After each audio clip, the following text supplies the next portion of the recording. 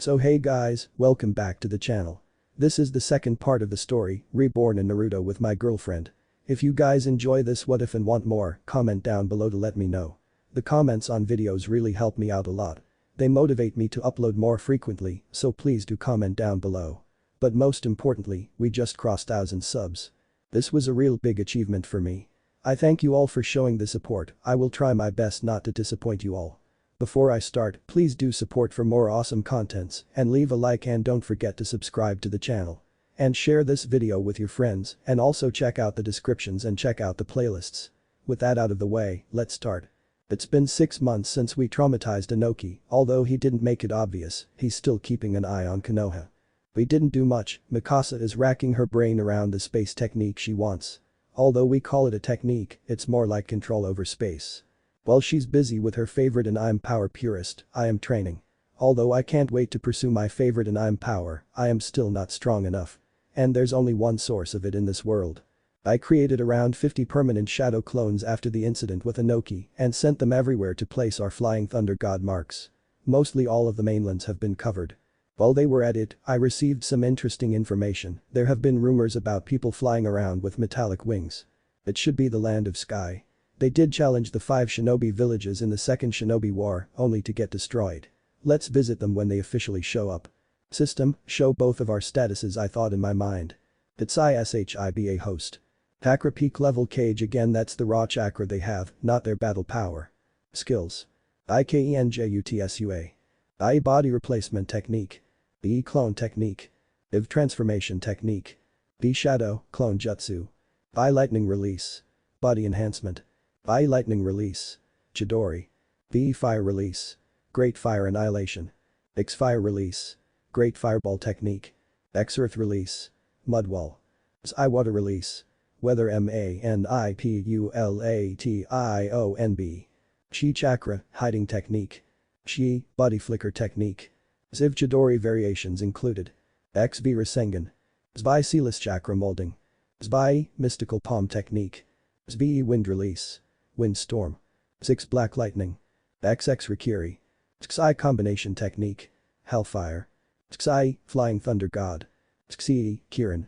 Xiv, natural energy perception. XXV, chakra enhanced strength. Xi, chakra enhanced speed. Xi, negate physical damage. X6, creation rebirth. XXX, strength of 100 seal. Xi, ninja art creation rebirth strength of 100 technique. Xi, strength of 100 seals natural energy. Xi, wood release. All is suffering. Xiv, wood release. Wood dragon technique.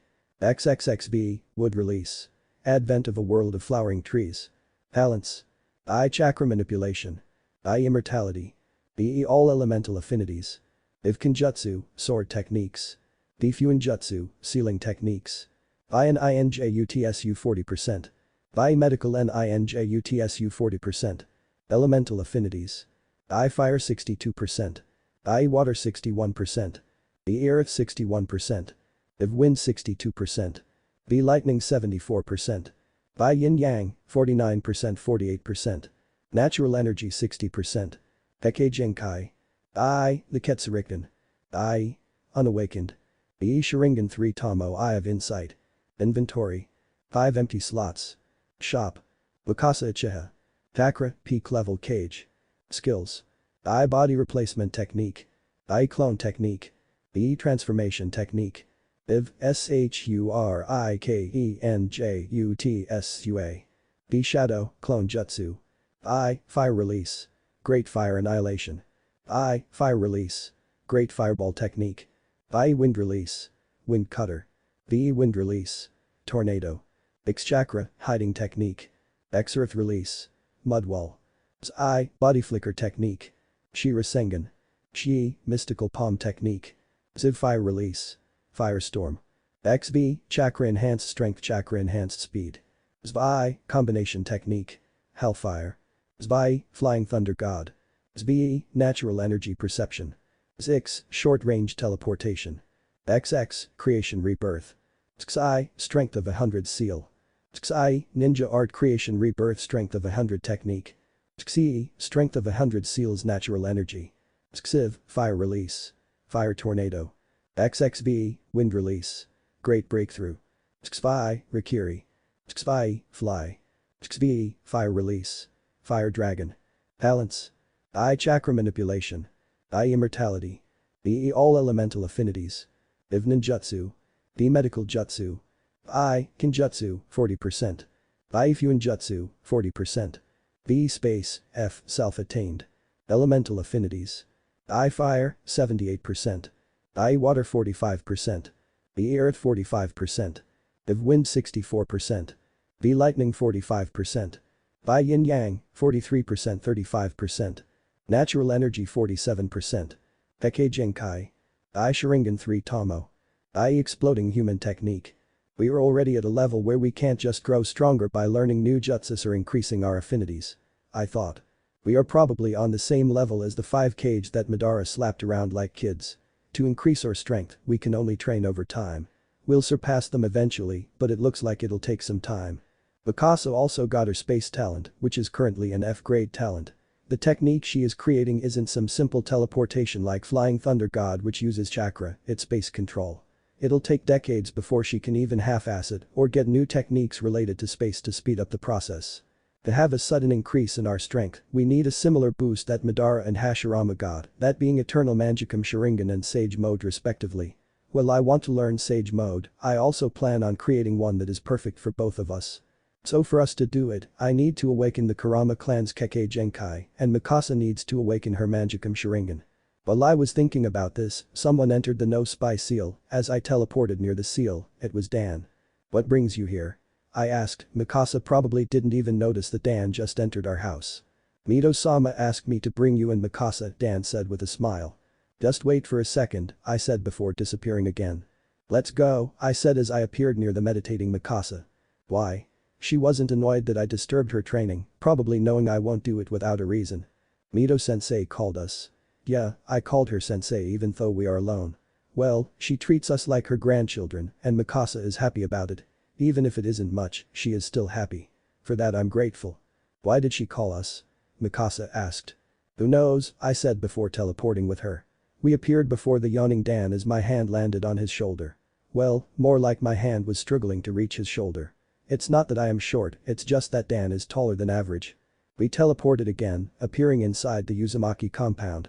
Flying Thunder God is really convenient. We walked towards Mito's room. Mito-sensei, why did you call us suddenly? Mikasa complained while entering Mito's room. Inside the room, Mito was sitting on the bed with Tsunade sitting next to her.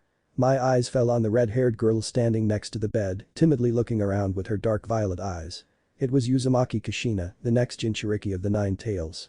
Yeah, she did come to Konoha when she was 9. It's year 50, so going by the timeline, Sakuma left the village for a mission and will not be back without a little Kakashi. Well, I called you guys to introduce someone, Mito said before turning towards Kushina and saying, introduce yourself and don't be shy, you all are the same age. Kushina introduced herself without a databane, but there was only one thought in my mind. So loud. The anime didn't do justice to how loud her voice was. I am certainly not the type who'll talk too much, the same goes for Mikasa. How can someone so small be so energetic? Shiba Tetsaya, my goal is to do whatever I want. Uchiha Mikasa, no real goal to speak of. When comparing our introductions, Kushina was definitely better. Mito, Tsunade and Dan looked at us as if giving up. You guys should do something about your enthusiasm, you aren't even trying. Tsunade glared at us while we just ignored her. Dan and Mito were enjoying themselves while staring at the now annoyed Tsunade. So why is she here? Before someone ended up getting punched by Tsunade, most likely me or Dan, I secretly shifted the topic. She is also my student, just like you guys, so don't bully her, Mito said with a smile. Sensei, do we look like bullies to you? Mikasa asked. In response to her question, all 3 adults nodded. Traitors. We never bullied a child, excluding the kids Mikasa beat up now and then. Every genin tries their best to avoid us nowadays. She didn't even spare Hiyashi, who was looking at her with his byakugan. And the catch is that it happened in front of his father, Hiyashi. Mikasa knew when to stop, so Hiyashi didn't even bother to save his son. If he can't even take a beating, how will he lead a clan like the Hyuga was what he said. Third Raikage, is that you? Mito-san, will they be with me in the academy? Kushina asked. She must be nervous about what she'll do in a place full of strangers. No, they won't, Mito said, not knowing what else to say. Why? They don't want to become a shinobi. Kushina was confused. You see, even if these two are your age, they are official jonin of Konoha, Dan said with an awkward smile. Oh, that also happened. We were promoted to jonin rank last month after we captured some rogue ninjas who were causing trouble for the daimyo of the Land of Fire. Since even the 12 guardian ninjas of the daimyo weren't able to capture them, our promotion was set in stone. And so, we officially became the youngest jonin ever. Kushina was getting even more enthusiastic after hearing that we were strong. She then started on about how she'll become the first female Hokage. Tetsuya, Mikasa, why don't you show Kushina around the village, Dan will accompany you so eat whatever you want, Tsunade said with a smile, while Dan looked at us as if we were robbing him. It's not his fault though. Mikasa eats a lot, contrary to her delicate appearance. And her appetite increases when someone else is paying. She probably wants to talk about Kushina being the next Jinchuriki with Mito. After all, her grandmother will die in some years. I thought while leaving. We didn't use Flying Thunder God because it'll be a pain to explain to Kushina that she can't learn this jutsu. We ate a lot while moving. Although we are fairly rich, it's still fun freeloading. Dan was slowly transforming into a spirit even without using his jutsu, as his wallet was getting lighter and lighter. We finished the day with Ichiraku ramen. It was a nice evening if you ignore the sobbing Dan. We came back to our house while Dan accompanied Kushina on her way back. How's your space training going? I asked while patting Mikasa's head, who was getting comfortable on my lap. Well. She waved her hand as small cracks appeared in midair. The cracks were very small, so much that normal people wouldn't even notice them. I can influence space now, but it's very low. It doesn't require chakra at all, it uses some of my mental strength to use it. But I can substitute it with chakra and natural energy if I want to. She explained. That's good, I said with a smile. What about you? Mikasa asked. I can't replicate the power I felt that day, not even a little, I said as Mikasa nodded. That's understandable, I am only able to do this much because of the basic knowledge of space provided by the Flying Thunder God, Mikasa said. I think I need some kind of base, like how you use the Flying Thunder God as a base for your space control, I said, thinking about something very troublesome. And the only place you can find something like that is Rorin. Mikasa continued what I was about to say. Irikmayaku. I sighed again. Troublesome. But how do you know that what I felt when I first used Flying Thunder God was the power of time along with space? I asked her. I don't know, but my instinct told me. She shrugged. Irikmayaku, a power source said to grant its user infinite chakra if used correctly, can be used to travel through time as well. No one knows about its origins or how the royal family of Rorin came up with a method to seal and unseal such power at will. I said while thinking. It's strange how no one, not even Jigen or Kagaya, noticed this kind of abnormality. Not to mention Hogoromo, who traveled throughout the world. Black Zetsu was probably busy with his 2 reincarnated nephews, so it isn't strange he didn't care about it. Mikasa said, we were about to enter our weeb mode. How come the god tree leaves such a source of chakra when making the chakra fruit? And if all it required for time travel was a large amount of chakra, the Otsutsuki would have destroyed the universe already. I said. But it's strange. Neither space nor time can exist independently, their existence isn't absolute. So what does it mean when the people who are practically the best in controlling space can't even sense the Rikmayaku? Mikasa asked something obvious. It's hiding from those with Otsutsuki bloodline. Since it's confirmed that Kagaya and Isiki came to this world to grow a chakra tree, the Rikmayaku being here must be a coincidence. I answered. But the main question is, why is it hiding from them? I doubt that the Rikmayaku is sentient, otherwise, humans won't be able to harness such power, not to mention contain it into a bloodline-based sealing technique. Mikasa said. Yeah, someone hid it on purpose.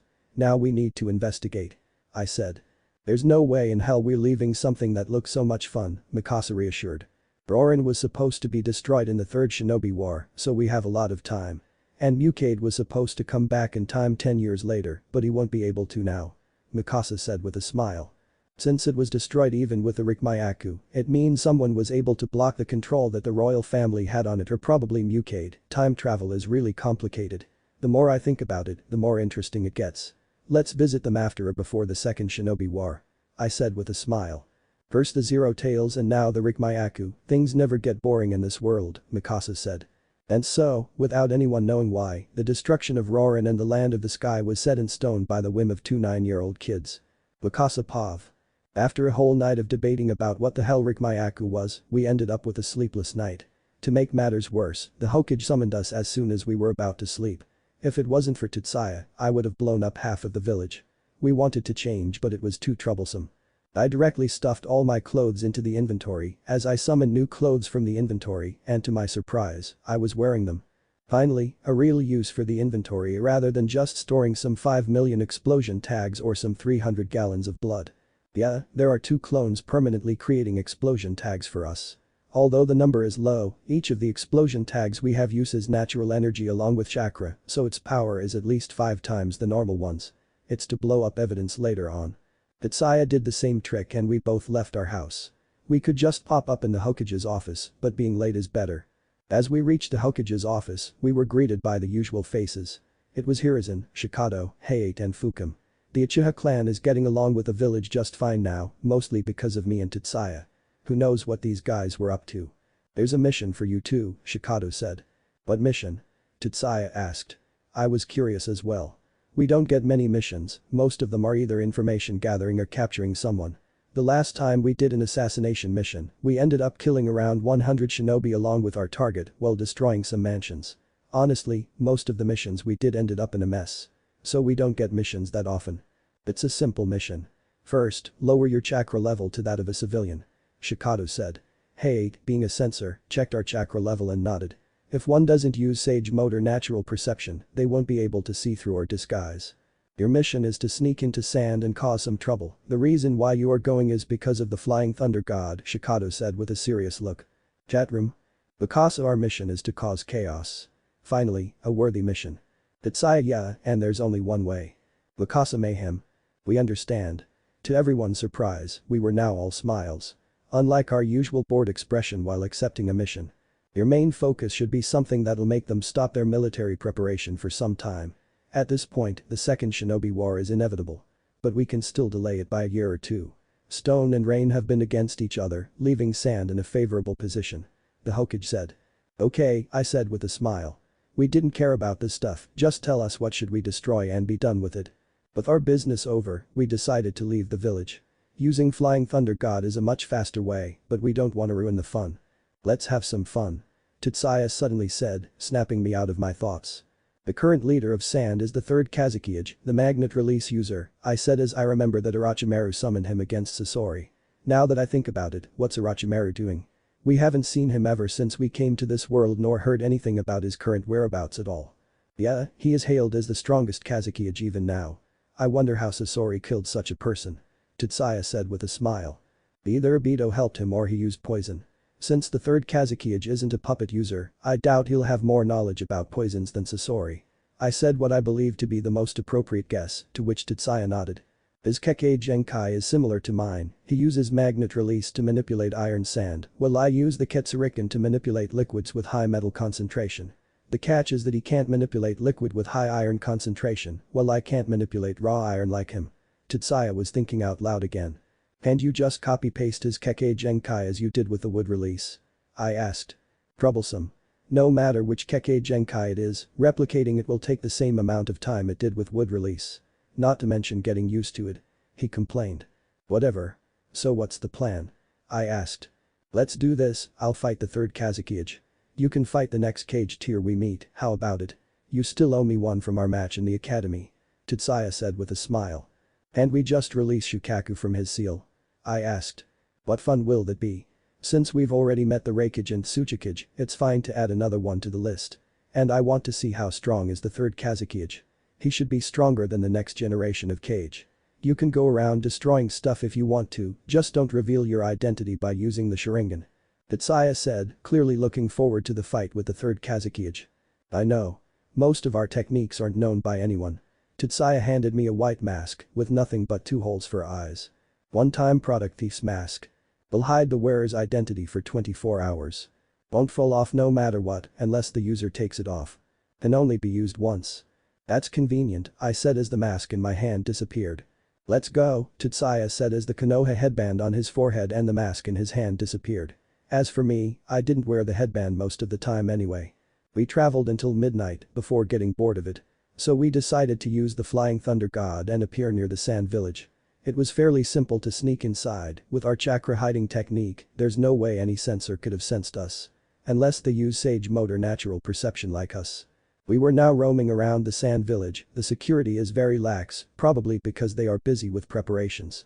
We felt a huge amount of chakra coming from a place at the end of the village. "So that's Shukaku, the one-tail," Tetsuya said. "We didn't have much to do, so we captured a shinobi on guard duty to read his memories." "So that building there is the Kazukiya's house," I said while looking at the building in the center of the village. "Let's start the PL." Before Tetsuya could finish what he was saying, we heard the sound of metal clashing not far from us. We noticed them long ago but didn't bother with them. Now that they are fighting, we decided to check it out. Tetsuya Pav. As we reached the place, we saw two men fighting against a girl our age. Well, more like playing with her. She had long green hair with one short and a long strand of hair with orange tips framing each side of her face. "The cur of the scorch release," Mikasa muttered. "This seems to be a test for her, those two aren't even trying to kill her. But they are making sure that she won't realize it. She believes she's gonna die. They are probably trying to awaken her scorch release," I said as I watched the many small wounds on Pakura's body. "How about you take her?" Mikasa said. "You don't mind me having other women?" I asked. Although we planned on taking one or two future S ranks, it was more like a master-apprentice thing. What she was suggesting now was different. "It's not like you didn't have a physical relationship with other girls in our old world. And honestly, I know no matter how hard they try, they can't overtake me. It's better to know who you are messing around with rather than getting surprises later on," she said with a smug look. "Don't make it sound like I am gonna mess around." I internally screamed. Don't tell me she swings both ways. No. It can't be. Right. I thought something I shouldn't have. Realizing that it was too late, I decided to ignore it. "Fine. Then let's get to work," I said as I activated my Ketsuriken. Enhancing my speed with chakra, I rushed toward the two Chunins before tapping on their shoulders. No one noticed this except for Mikasa. The Ketsuriken can place Jinjutsu upon someone while making eye contact, but it can place an even stronger Jinjutsu if the user touches the target. That's something that the Sharingan can't do. Now that the two were under my control, they started to emit a high level of bloodlust, although weak when compared to me or Mikasa, Pakura was having a hard time standing. The two then used Earth Release. Earth Bullet as they attacked Pakura together. Any hope she had left for living was now gone. Before she could close her eyes and resign to her fate, I appeared in front of her while cutting the earth bullets with my blood sword. I glanced at her, she was having a hard time comprehending what just happened. I disappeared from her vision as I paralyzed the two attackers with lightning release.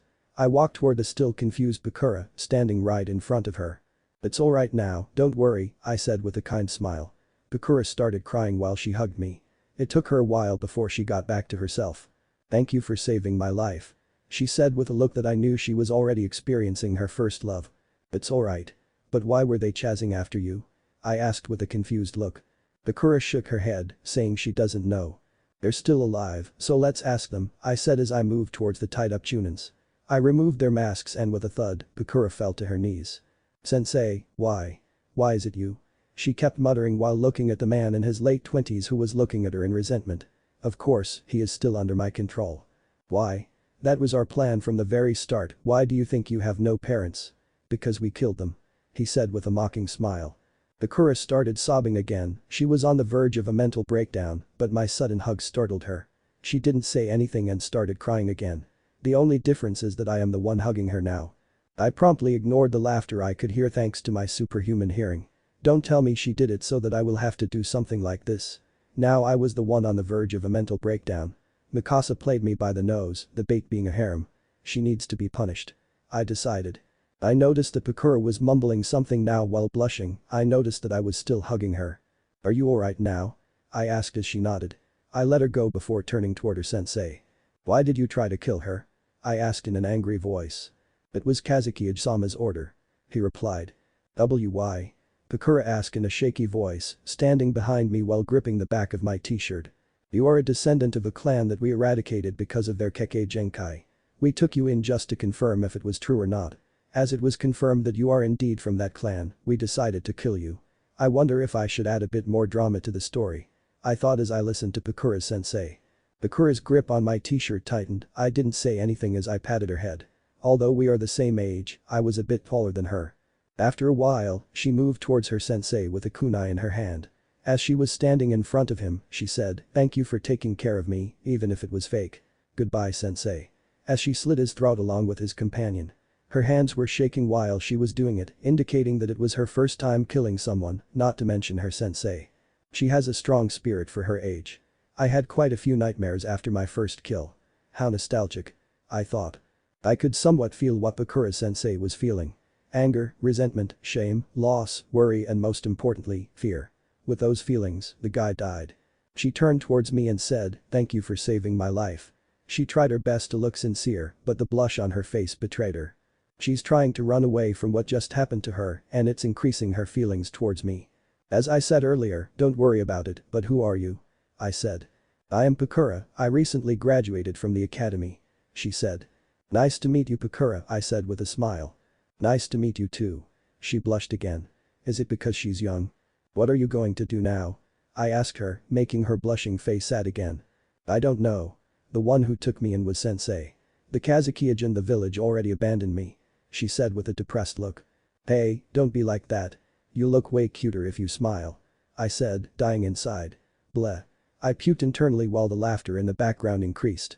Double punishment. She looked at me with teary eyes. Probably because she was never treated with such care. Suddenly, her expression turned into one of realization. Who are you? She was visibly embarrassed that she didn't even ask my name. I am Shiba Tetsuya, a shinobi from Konoha, I said, making her eyes widen from the shock. You need to leave, what if the Kazukiage finds out? Why are you even here? What if someone caught you?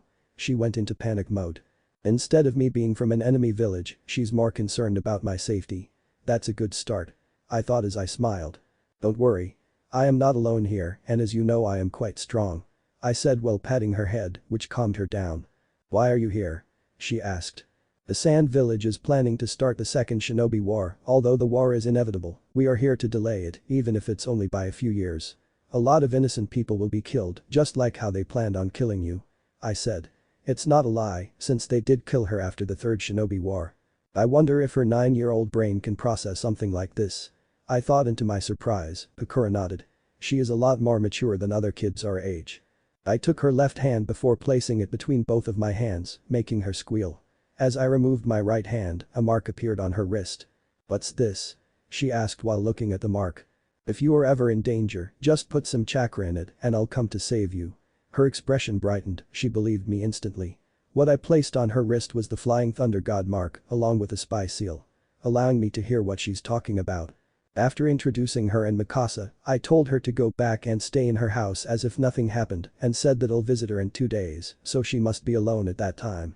I asked her about where her home is, just in case we don't end up destroying it. Her house was at the corner of the village, near the training grounds, so it won't be affected. She left with one last look over the dead body of her sensei. Aren't you good at manipulating kids? Mikasa said with a mocking smile. Triple punishment. I thought. It's probably better for her than being betrayed by the village she served her whole life. Oh, it's almost morning, let's give everyone a nice morning present. I said as we both equipped the masks from our inventory. As we walked toward the center of the village, we stopped before the Kazukiage's home. There were guards but they didn't notice us at all. Both of us enhanced our strength with chakra and… boom.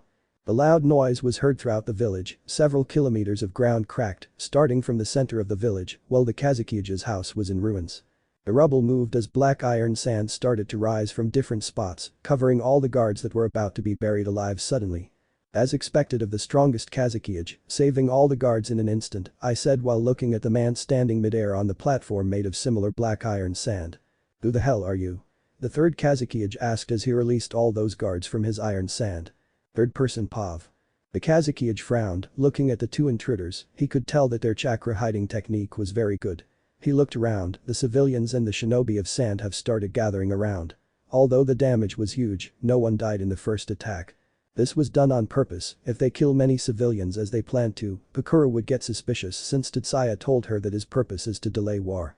Of course, that doesn't mean they can't kill shinobis.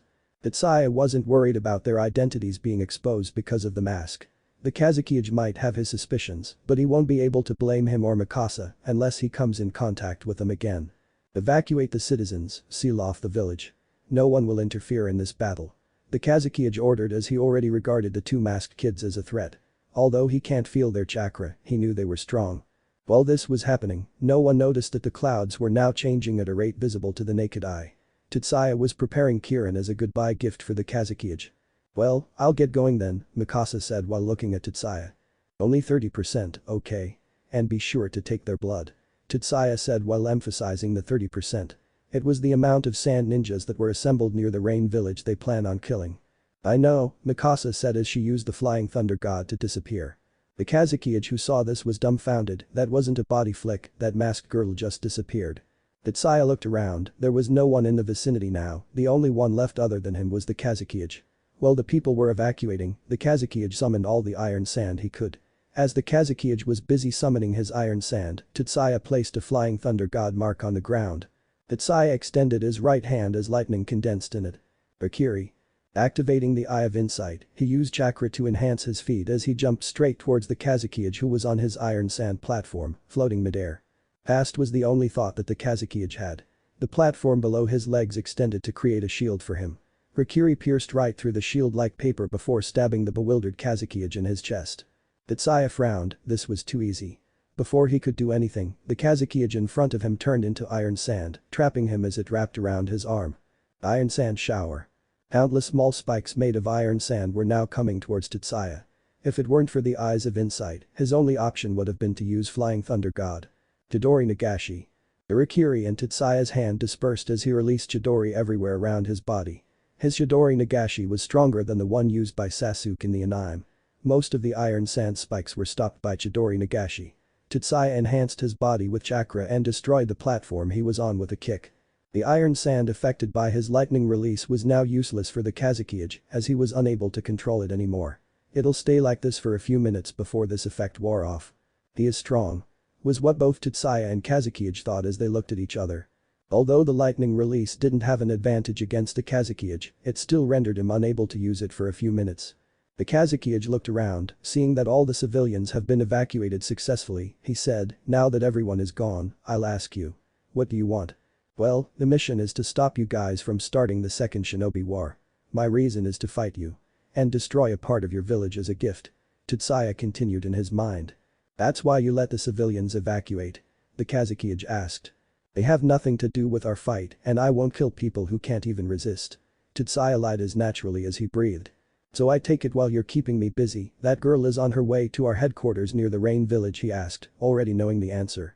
You sure are competent for someone who is about to get 30% of his subordinates killed. Why not bring out the Jinchuriki to deal with me? Tetsuya said.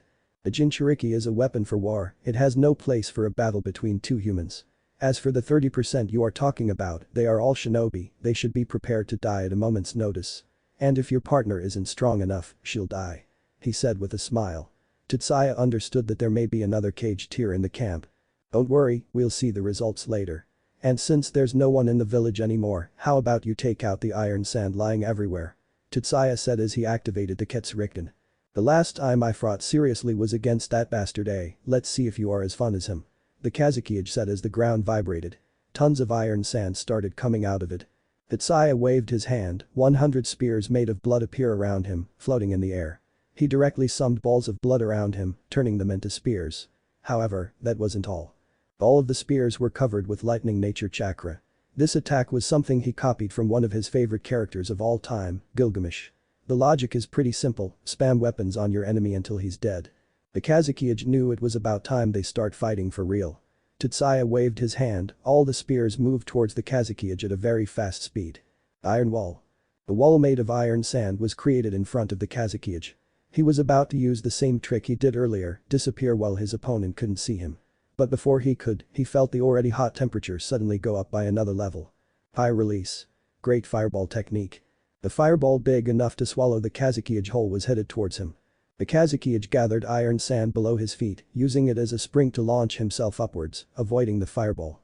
A platform made of iron sand was floating above him as he used his feet to launch himself at Tetsuya while he condensed a spear in his right hand. He used the platform midair to change his direction and launch himself towards me. Compared to him, Rasa and Gaara are like children throwing sand everywhere. He thought as he watched the Kazekage heading towards him. As the spear was about to hit Tetsuya, he disappeared. He could have blocked it, but that would have injured him as well. So he decided to teleport instead. A space-type ninjutsu, the Kazekage said, looking at Tetsuya who appeared at his initial position. The Kazekage decided to see how far this masked kid can go against him. It was clear that he was stronger than him, but he knew the kid can escape anytime he want. The iron sand below him formed a platform as it started floating. Let's see if you will escape from this or dodge it. The Kazekage said as all the iron sand in the area, except his platform, condensed into a ball floating in front of him. Iron sand world method. Spears started appearing from the ball of iron sand, they appeared randomly as they covered all the ground above Tetsuya. It's the same technique Sasori used against Sakura. But the power and speed are incomparable. Even without the poison, any single one of those spikes will kill me. As expected of the strongest Kazekage. Even Hiruzen won't be his opponent if he didn't summon that monkey. Ninja art creation rebirth strength of 100 technique. Tetsuya activated his best card, he wanted to see how far he can go. Even if he used his wood release, it wasn't yet comparable to Hashirama. The iron spears will be able to pass through it easily. The Kazekage waved his hand, all the spears started moving downwards randomly. Tetsuya did his best to dodge, even the Eye of Insight wasn't able to keep up with the spears. If it wasn't for his natural perception, he would have been full of holes right now. After the attack ended, Tetsuya was standing in between a web made of iron sand, his option to move around were reduced by more than 80%. So kid, do you want to con before the Kazekage could finish? He noticed that all the wounds that Tetsuya had a minute ago were gone. Even the palm-size hole in his right leg. The Kazekage was now able to see the markings on Tetsuya's body as he frowned. What kind of forbidden jutsu allows someone to heal something like that in a short amount of time? This guy is a battle maniac. These types of kids are hard to come by these days. He thought while grinning. Indeed, ever since the end of the Warring States period, the next generation is getting weaker than the previous one. Even if there is a lot of killing involved in a shinobi's life even now, the world is still more stable than it was before. The Kazekage was the youngest amongst the third generation of Kage, with Inoki being the oldest. Are all the current Kages this powerful? Tetsuya said, a smile under his mask. More or less. The Kazekage shrugged, this unknown kid has more than enough capital to talk to him like this. I can see why they were all dead except Inoki before the start of the canon. Tetsuya thought. The Kazekage's attack just now could easily wipe out armies if he used it in a bigger range. But you were careless, Tetsuya said. The Kazekage frowned as he looked around, he was still floating midair with no major injury. It's been around 30 minutes since they started fighting, although they can still go on, it's pointless. Tetsuya knows he can't beat anyone from the third generation of Kage just yet, and the Kazekage knew that the kid can escape the moment he wants to. What's your name? Tetsuya said without waiting. Huh? You attacked a village, without even knowing the name of its Kage. The Kazekage was dumbfounded. Which sane person will just attack a village without even knowing about those he'll be fighting? Tetsuya didn't know what to say, he didn't even bother to ask someone about the Kazekage's name. The Kazekage sighed, in this world, only the strong were respected. So he didn't really mind that this kid was treating him like an old friend. After seeing this kid, the desire to grow stronger was once again rising within his heart. If he ran into the kid in a few years, he'll definitely have a hard time, who wants to go through something so embarrassing? It's Yado. You won't tell me your name I assume? Yado asked. Maybe next time. But do you know what time it is right now? Tetsuya was barely holding back his laughter. What? It's morning, isn't that odd? Yado didn't finish what he was about to say as he noticed that unlike before, there wasn't even an ounce of sunlight here. He looked up, only to see black clouds covering half of the village. Ahahaha, Tetsuya couldn't stop laughing as he saw Yado's face. Yado seriously believed that he was out of tricks to use. Tetsuya then raised his right hand towards the sky as the thunder started gathering above Yado within the clouds. While Yado was regretting not beating the kid more and collecting his iron sand to form a protective barrier around himself, Tetsuya's hand moved downwards. Kirin. The lightning moved downwards in the shape of a dragon. Yado knew that if he got hit by that, he won't be in a good shape. He created iron rods around himself in advance, which were already planted in the ground. The rods absorbed most of the impact while destroying almost 1/4 of the sand village. Did he use his iron sand pillars to send the lightning in the ground? How the hell did he even come up with such an idea in a world without science? While Tetsuya was busy in his thoughts, Yado came out of the rubble, now his clothes were in the same situation as Tetsuya, and he was injured as well. Yado looked around, he was thinking of how much it'll cost to repair all this. Well, it's true his attack also destroyed some buildings, it wasn't much when compared to what Tetsuya did. But he didn't think about it too much, every decade or so Shukaku will destroy a part of the village after taking over the Jinchuriki. As long as the people are safe, the village will forever exist was what his teacher told him. What's this? The Kurama clan's Kekkei Genkai finally showed some signs of awakening, it'll surely awaken within a year. Tetsuya was delighted as he finally understood what the weird feeling was. Until next time, Yado, Tetsuya said as if he was saying it to an old friend. Yado was about to curse, but Tetsuya disappeared. Yado again looked at the now rubble center part of the village and sighed. So much work. Yado said, forgetting that 30% of his subordinates have already been killed. Tetsuya appeared in the land of hot waters. This was the place he and Mikasa decided to meet up after they are done. Since Mikasa wasn't here, he just went towards a famous inn. "Would you like to book a room, sir?" the manager asked. Although Tetsuya was a kid, he was wearing his headband. So the manager didn't dare to say anything rude. "I want to book this whole place for 7 days. I'll pay double the normal price, so make it quick." "How much will it be?" Tetsuya said as the manager blinked. "That'll be 80,000 ryo normally." The manager said absent-mindedly. Tetsuya tossed a bag full of coins toward him and said, "It should be 200,000. Make it quick." This was just the amount he'll get after doing a B-rank mission. It wasn't much for him. The manager's eyes lit up as he looked at the bag full of money. He didn't even bother to explain anything to the other customers as he shooed them away within an hour. He ordered the servant to show Tetsuya the best room they have. After arriving at the room, Tetsuya was laying on the bed, thinking about how strong Yato was. While this was happening, Mikasa was standing in the middle of a sea of blood. Hundreds of corpses all around her. Most of them were burned thoroughly. Unlike what Tetsuya thought, there was no caged tier ninja here to resist Mikasa. When the Kazekage said Mikasa will die, he thought her strength was that of the peak jonin. Alas, if only he knew. As she killed more and more people, she could feel that her eyes were getting stronger. "So without the bloodline limit, as long as I train hard enough or kill a certain number of people, my eyes will keep on evolving." She smiled thinking that it's better this way. "System, can you collect all the remaining blood from these corpses?" she asked in her mind. "It's possible, but it'll consume the host's chakra. Collect it and send it to Tetsuya's inventory." "Should I collect some more?" she said as the blood in her surroundings disappeared. She looked at the kid with auburn hair, he was half dead. It was Rasa, Gaara's father.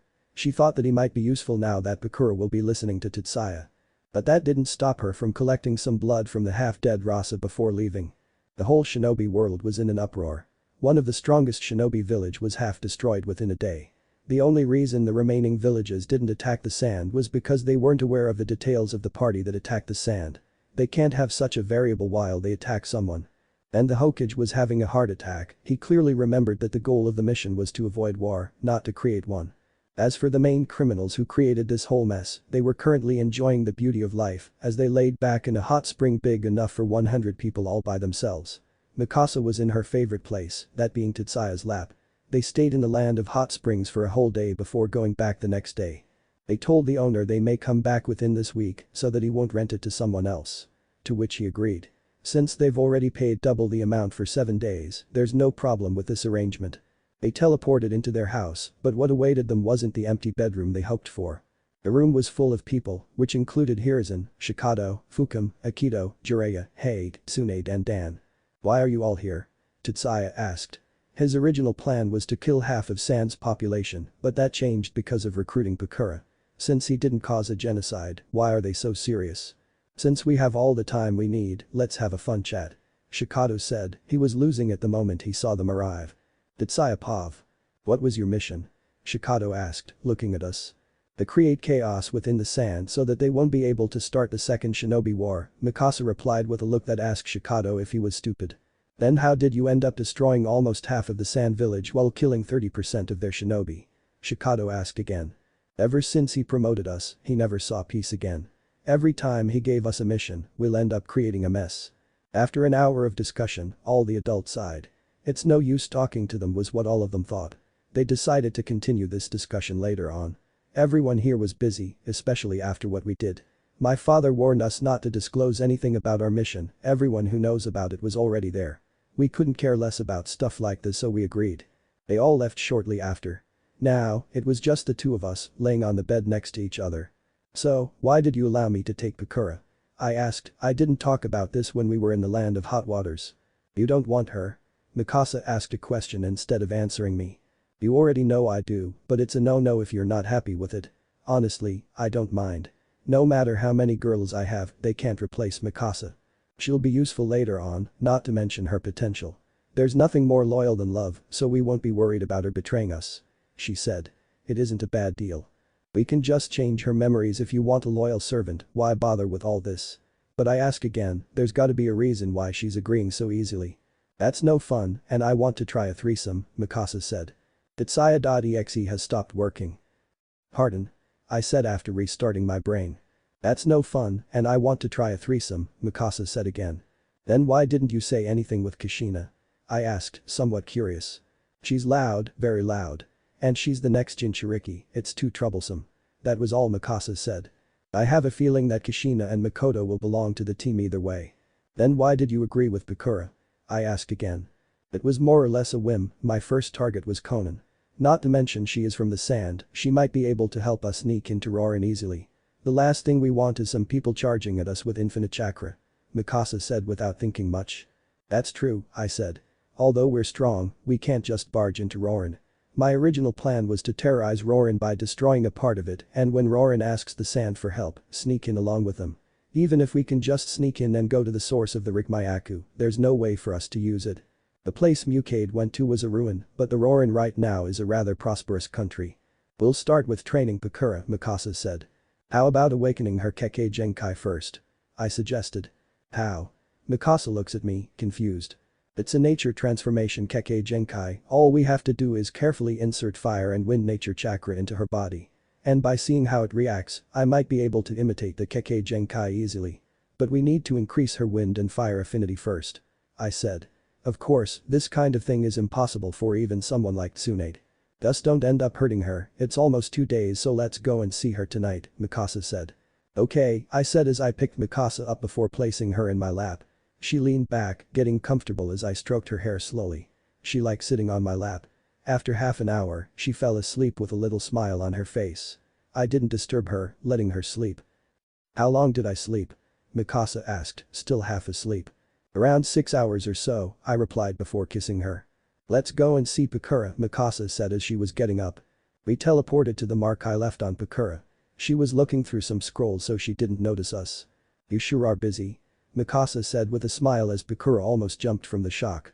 Itsaya, Mikasa, how are you here? Bakura probably thought that we'll appear in a more normal way. We'll teach you how later, for now, let's talk, Mikasa said. After we all sat on Bakura's bed before Mikasa started the conversation. How's the situation in the village? Mikasa said. It's terrible. Although there were no casualties among the residents, the damage done to the village isn't small, considering 30% of its shinobi died. The third Kazekage ordered every sand shinobi outside the village to return immediately, since there was a chance that someone might attack again. As for the repairs, the Wind Daimyo contacted the Kazekage about it, although it's only a rumor. That's all the news I can get as a genin. Bakura explained. She works like a professional. I thought after listening to the detailed explanation no one would expect from a 9-year-old. So what have you decided? Mikasa asked again. This feels like a job interview for some reason I thought. I don't know, there's no one I care about in the village. It's only a matter of time before the Kazekage orders my death again. She said with a sad look. Oh yeah, she thinks her killing orders were from the Kazekage. Don't worry, if something happens then we'll protect you, Mikasa said with a smile. I noticed that Bakura's eyes were getting somewhat moist. Thank you, she muttered with her head down. Well, let's start your training right away, I said as I put my right hand on Bakura's shoulder. She blushed a little, but before she could say anything, the scenery around her changed. Her house disappeared, replaced by a circular training ground surrounded by a jungle. Where are we? She asked in a surprised voice as I removed my hand from her shoulder. It's a deserted island in the land of water. We often use it to try out new jutsus or stuff like that. I explained. Although it's deserted now, there was a tribe of barbarians living here. It was quite the mess cleaning them up. But how did we arrive here? Bakura asked again. It's a teleportation jutsu. The same one we used to appear in your house. Mikasa explained while Bakura nodded, trying her best not to ask about it. Let's start. Show us your fire and wind release. I said while looking at Bakura. She nodded before forming hand seals. Snake ram monkey boar horse tiger dragon ox dog tiger. Fire release. Flame lance. The lance made of fire escaped her mouth, hitting the nearby tree, destroying it completely. She's good for her age, and her fire release is good enough to awaken her Kekkei Genkai, I thought.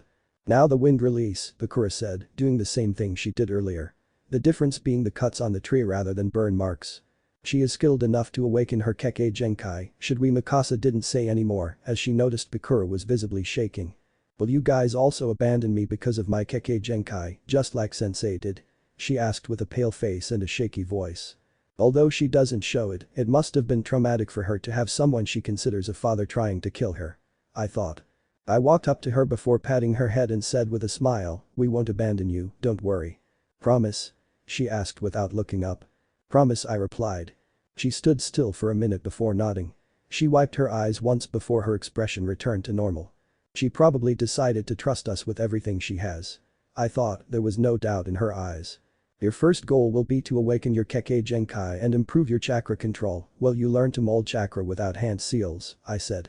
Jutsu without hand seals? Bakura asked me, confused. Well, she doesn't need to learn it. As her Kekkei Genkai works without hand seals, just like Yado or Rasa. The hand seal training is just to increase her chakra control. It's like this, I said as a shadow clone appeared next to me. Bakura was surprised, using a jutsu with fewer hand seals is possible for some people, but completely ignoring them was unheard of for inexperienced people like Bakura. But how can I learn it? Bakura asked. I'll train you, how else? I said with an expression screaming why ask something so obvious. Don't worry, I have a proper training plan for you, I said with a grin. In the anime, she was just a jonin. I wonder how much damage her scorch release will cause when she becomes a caged tier shinobi. He's up to no good again. Mikasa sighed while Bakura was looking at me curiously. Sit down cross-legged, I said. Bakura did as I said. I moved behind her and settled myself on the grounds. I put both of my hands on her bare back causing her to squeal. It's not my fault you're wearing a backless dress. I'll move your chakra, don't resist. Just try to remember the feeling of how it's done. She settled down after hearing me, but I doubt she'll be able to focus when her ears are red from blushing non-stop. I moved the chakra inside her body, she shivered at the unusual feeling but didn't resist. The only reason I can do something this absurd is because of my chakra control talent. If anyone tried, they'll end up hurting the target. Sending your chakra into someone's body and taking over someone else's chakra within their body are two different things. Medical ninjas that are skilled enough can do the first, but I doubt anyone can do what I just did. Now to the next step. I started to transform her chakra into the wind and fire nature. She moaned from the ticklish feeling. What's this? The fire and wind nature chakra are blending in perfectly. But they're being dispersed as soon as they merge. Probably because she isn't the one doing it on her own. I thought as I smiled. It only took 4 hours for this to succeed. I looked at the side, Mikasa was meditating. She probably got bored of watching us. I looked at Bakura as I removed my hands from her back, she didn't have the strength to sit still, falling back on my lap. I smiled, looking at her blushing face.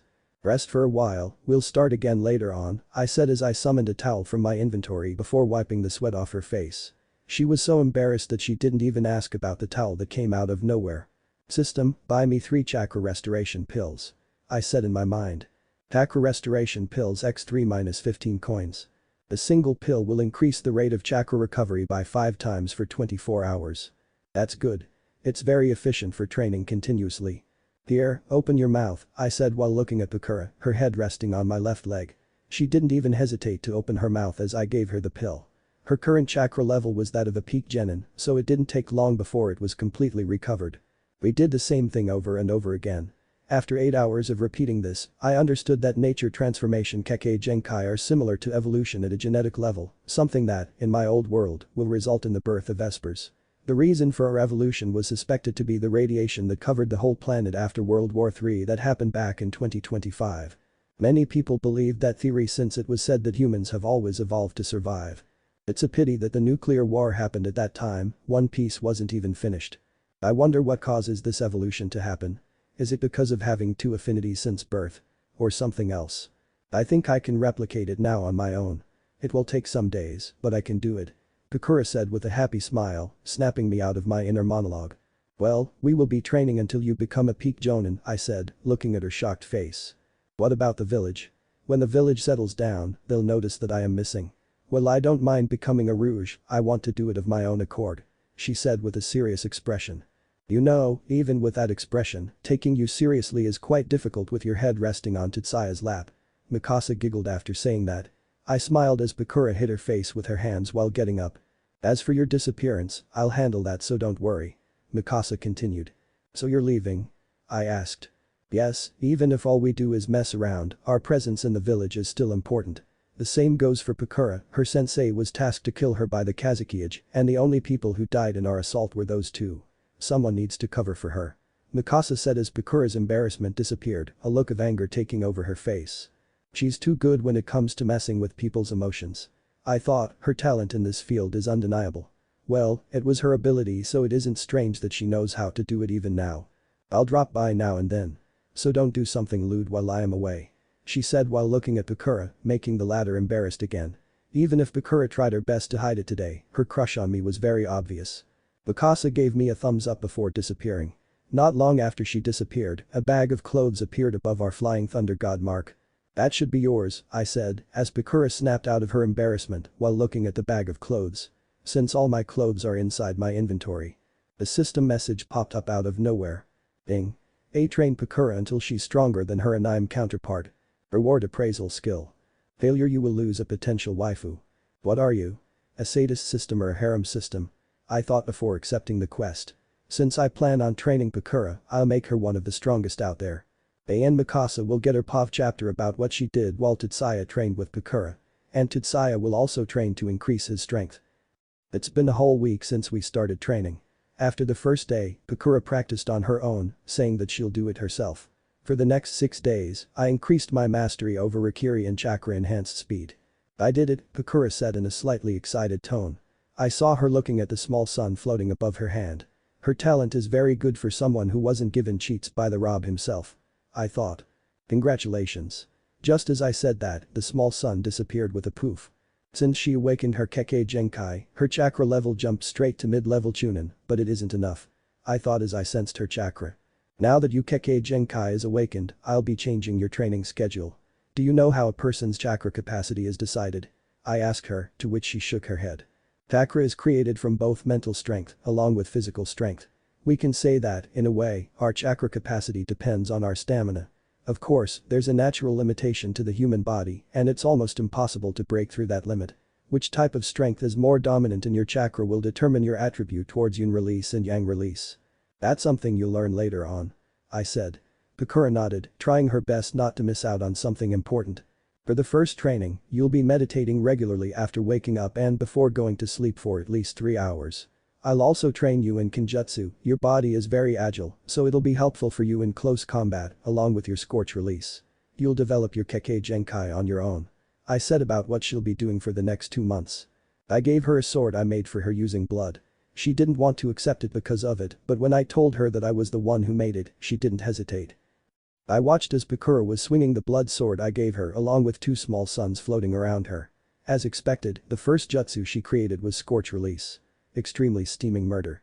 As long as the opponent isn't way stronger than her or has some special means to defend against it, this jutsu will turn anyone it touches into a mummy, evaporating all the water within their body. Her Kenjutsu skills are also improving, not to mention her chakra is already comparable to a high-level Chunin. I wonder why people from this world don't train their brains alongside their bodies. Bakura, we'll start preparations for your next training, I said as she settled down next to me. What's that? She asked. Strip and lay down on your bed, I said while pointing towards her wooden house. Bakura.exe has stopped working. Why? She asked after restarting her brain. Relax, I am not a pedophile. Mikasa is just a different case altogether. I am not asking you to strip everything off. Just your belly will do.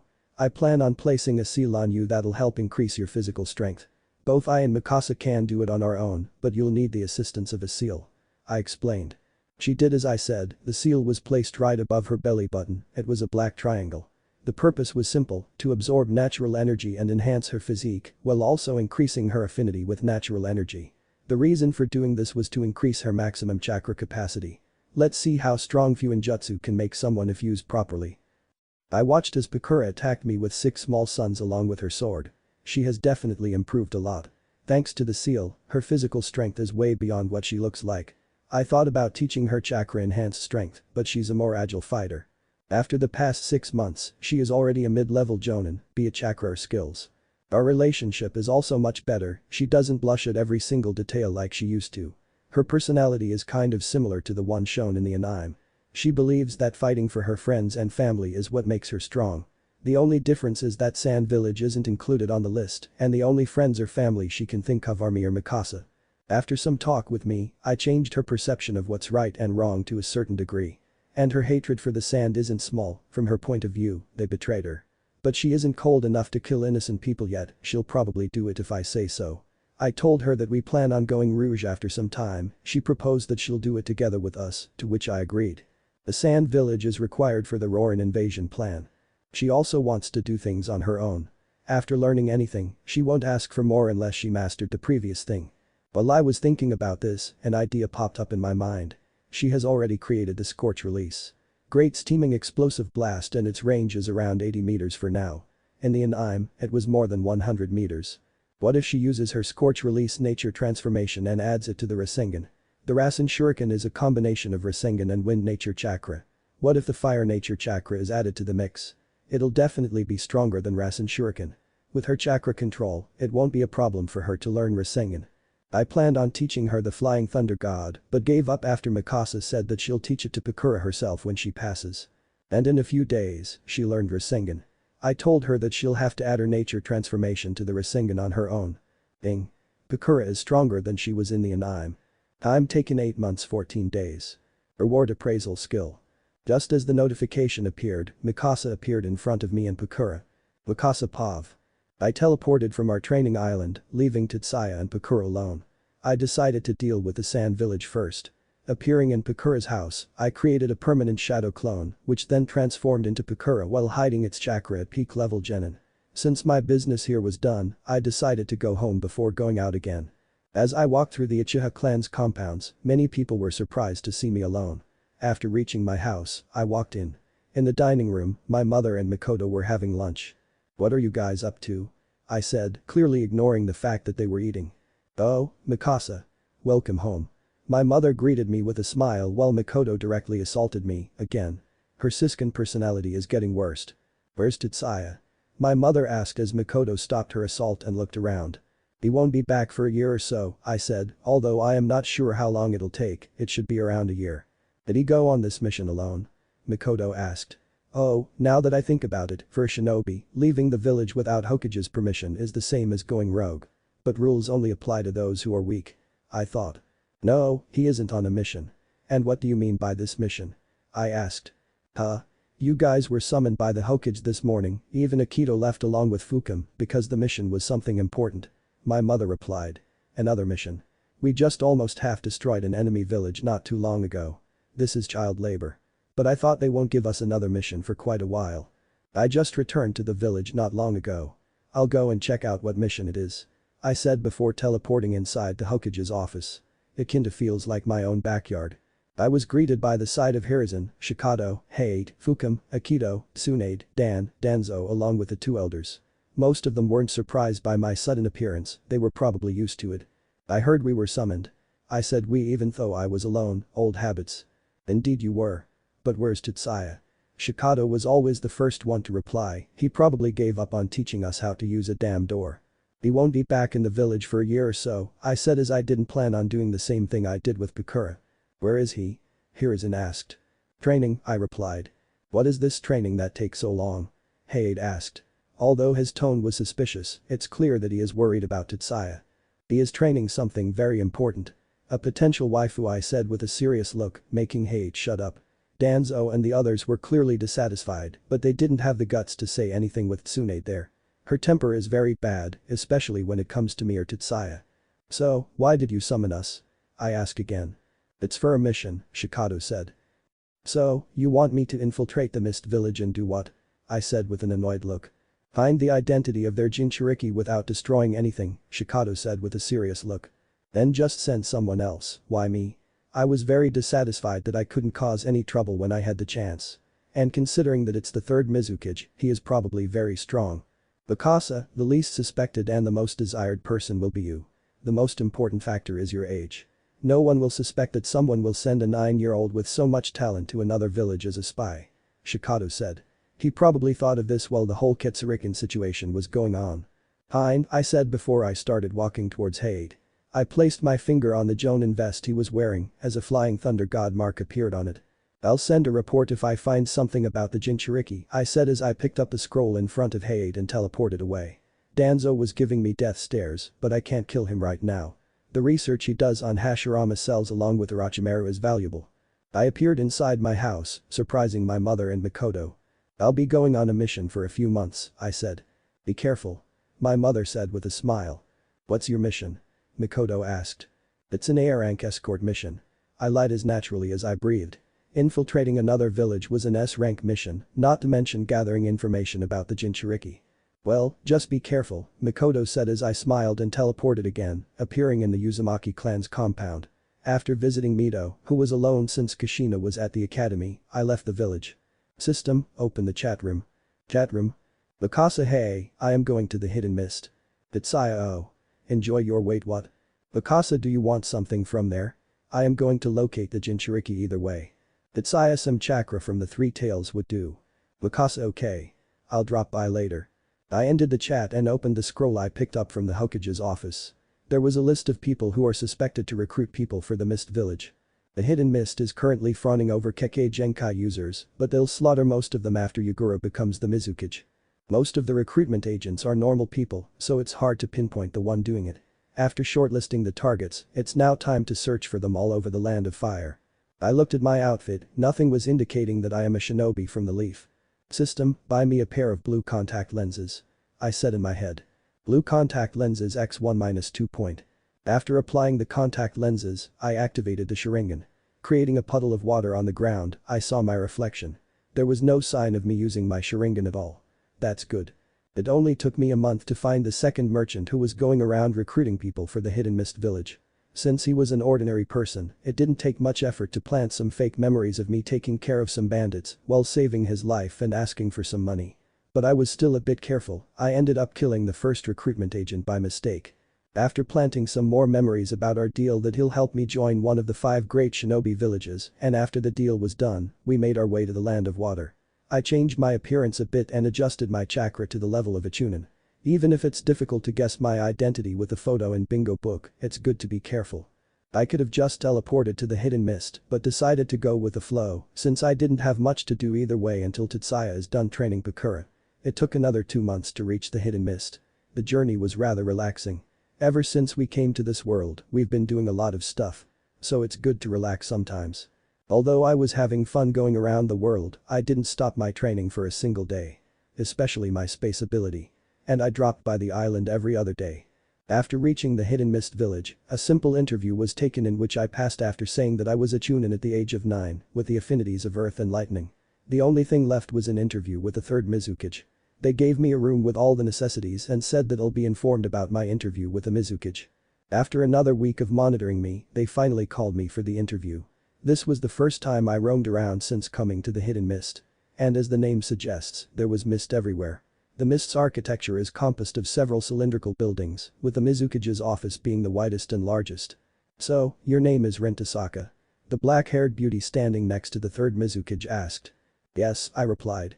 Her bust rivals Tsunade. I screamed internally. She looked around 23 with a nice figure, blue eyes and a very beautiful face. She rivals Tsunade in everything. Why do you wish to join our village? The black-haired beauty asked. I stole something from the Cloud Village, the best way to survive is by joining another village that rivals them, I said. What did you steal from the Cloud Village? She asked again, the third Mizukage smiled when he heard what I said. This, I said as black lightning condensed on my right arm. It's the same jutsu we got as a reward for traumatizing A. With my ninjutsu talent, mastering this A-rank jutsu in a week wasn't hard. It took a week because I didn't stop my practice of space control.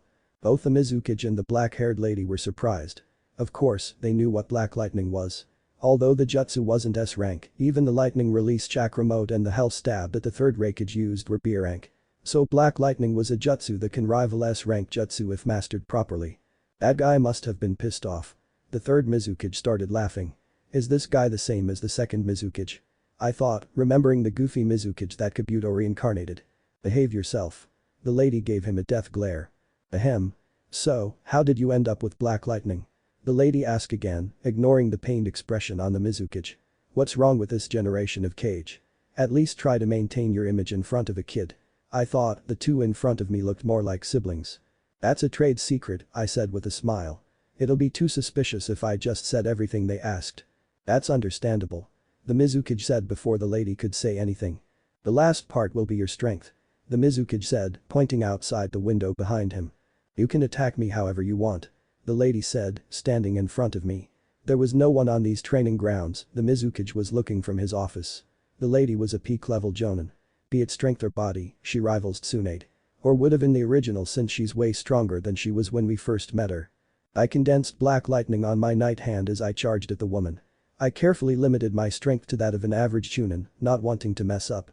The woman just smiled as she grabbed my hand, pinning me to the ground. You pass. she said. Although I didn't do anything much, the strength I showed just now was enough for me to pass the test. And so, I became a Kirinin. They gave me the keys to my house and said to familiarize myself with the village. As I moved towards my new house, I could feel 3 Jonin-level shinobi following me. The Kiri Anbu. I thought. They are getting annoying. I thought as the Anbu were still following me around. I figured out the position of the Jinchuriki the moment I stepped inside the village. I'll just visit that guy when I am about to leave. Since I am here, why not have some fun? I used my natural perception to the max, and to my surprise, there was no trace of Black Zetsu here. Madara will probably awaken his Rinnegan soon, after summoning the Jito Meizo and using it to extend his lifespan. He'll believe that he created Black Zetsu as an extension of his will and White Zetsu with Hashirama's cells. I thought, remembering the plot. I switched with a permanent shadow clone while I was walking around. There's no way some random Jonin Anbu can find it out. The clone was just going around the village anyway, so what's the problem? I was moving around the village until my eyes fell on 3 men fighting against each other. All of them were using swords I am familiar with. Those swords were 3 of the 7 swords that the mist has. Should I take them all? They'll be nice souvenirs. Wait, I'll take the summoning scroll of the 7 swords, the mist will lose it either way so I should take it. It'll be much more convenient to summon them whenever I want. I decided on what will take someone years of preparation and planning to do on a whim. Chikado said not to destroy anything. But I'm just permanently borrowing the 7 swords. It doesn't count, yeah. I nodded to myself. Wanting to see what kind of face everyone will make when they hear about this. And the summoning scroll can summon all of the 7 swords when the user wishes to. It's a way to prevent the swords from getting stolen. It's akin to the scroll of seals that keeps forbidden jutsus in Konoha.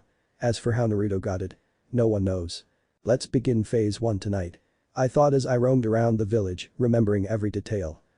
I equipped my assassin's cloak before teleporting in front of the Mist Anbu who was looking at my clone.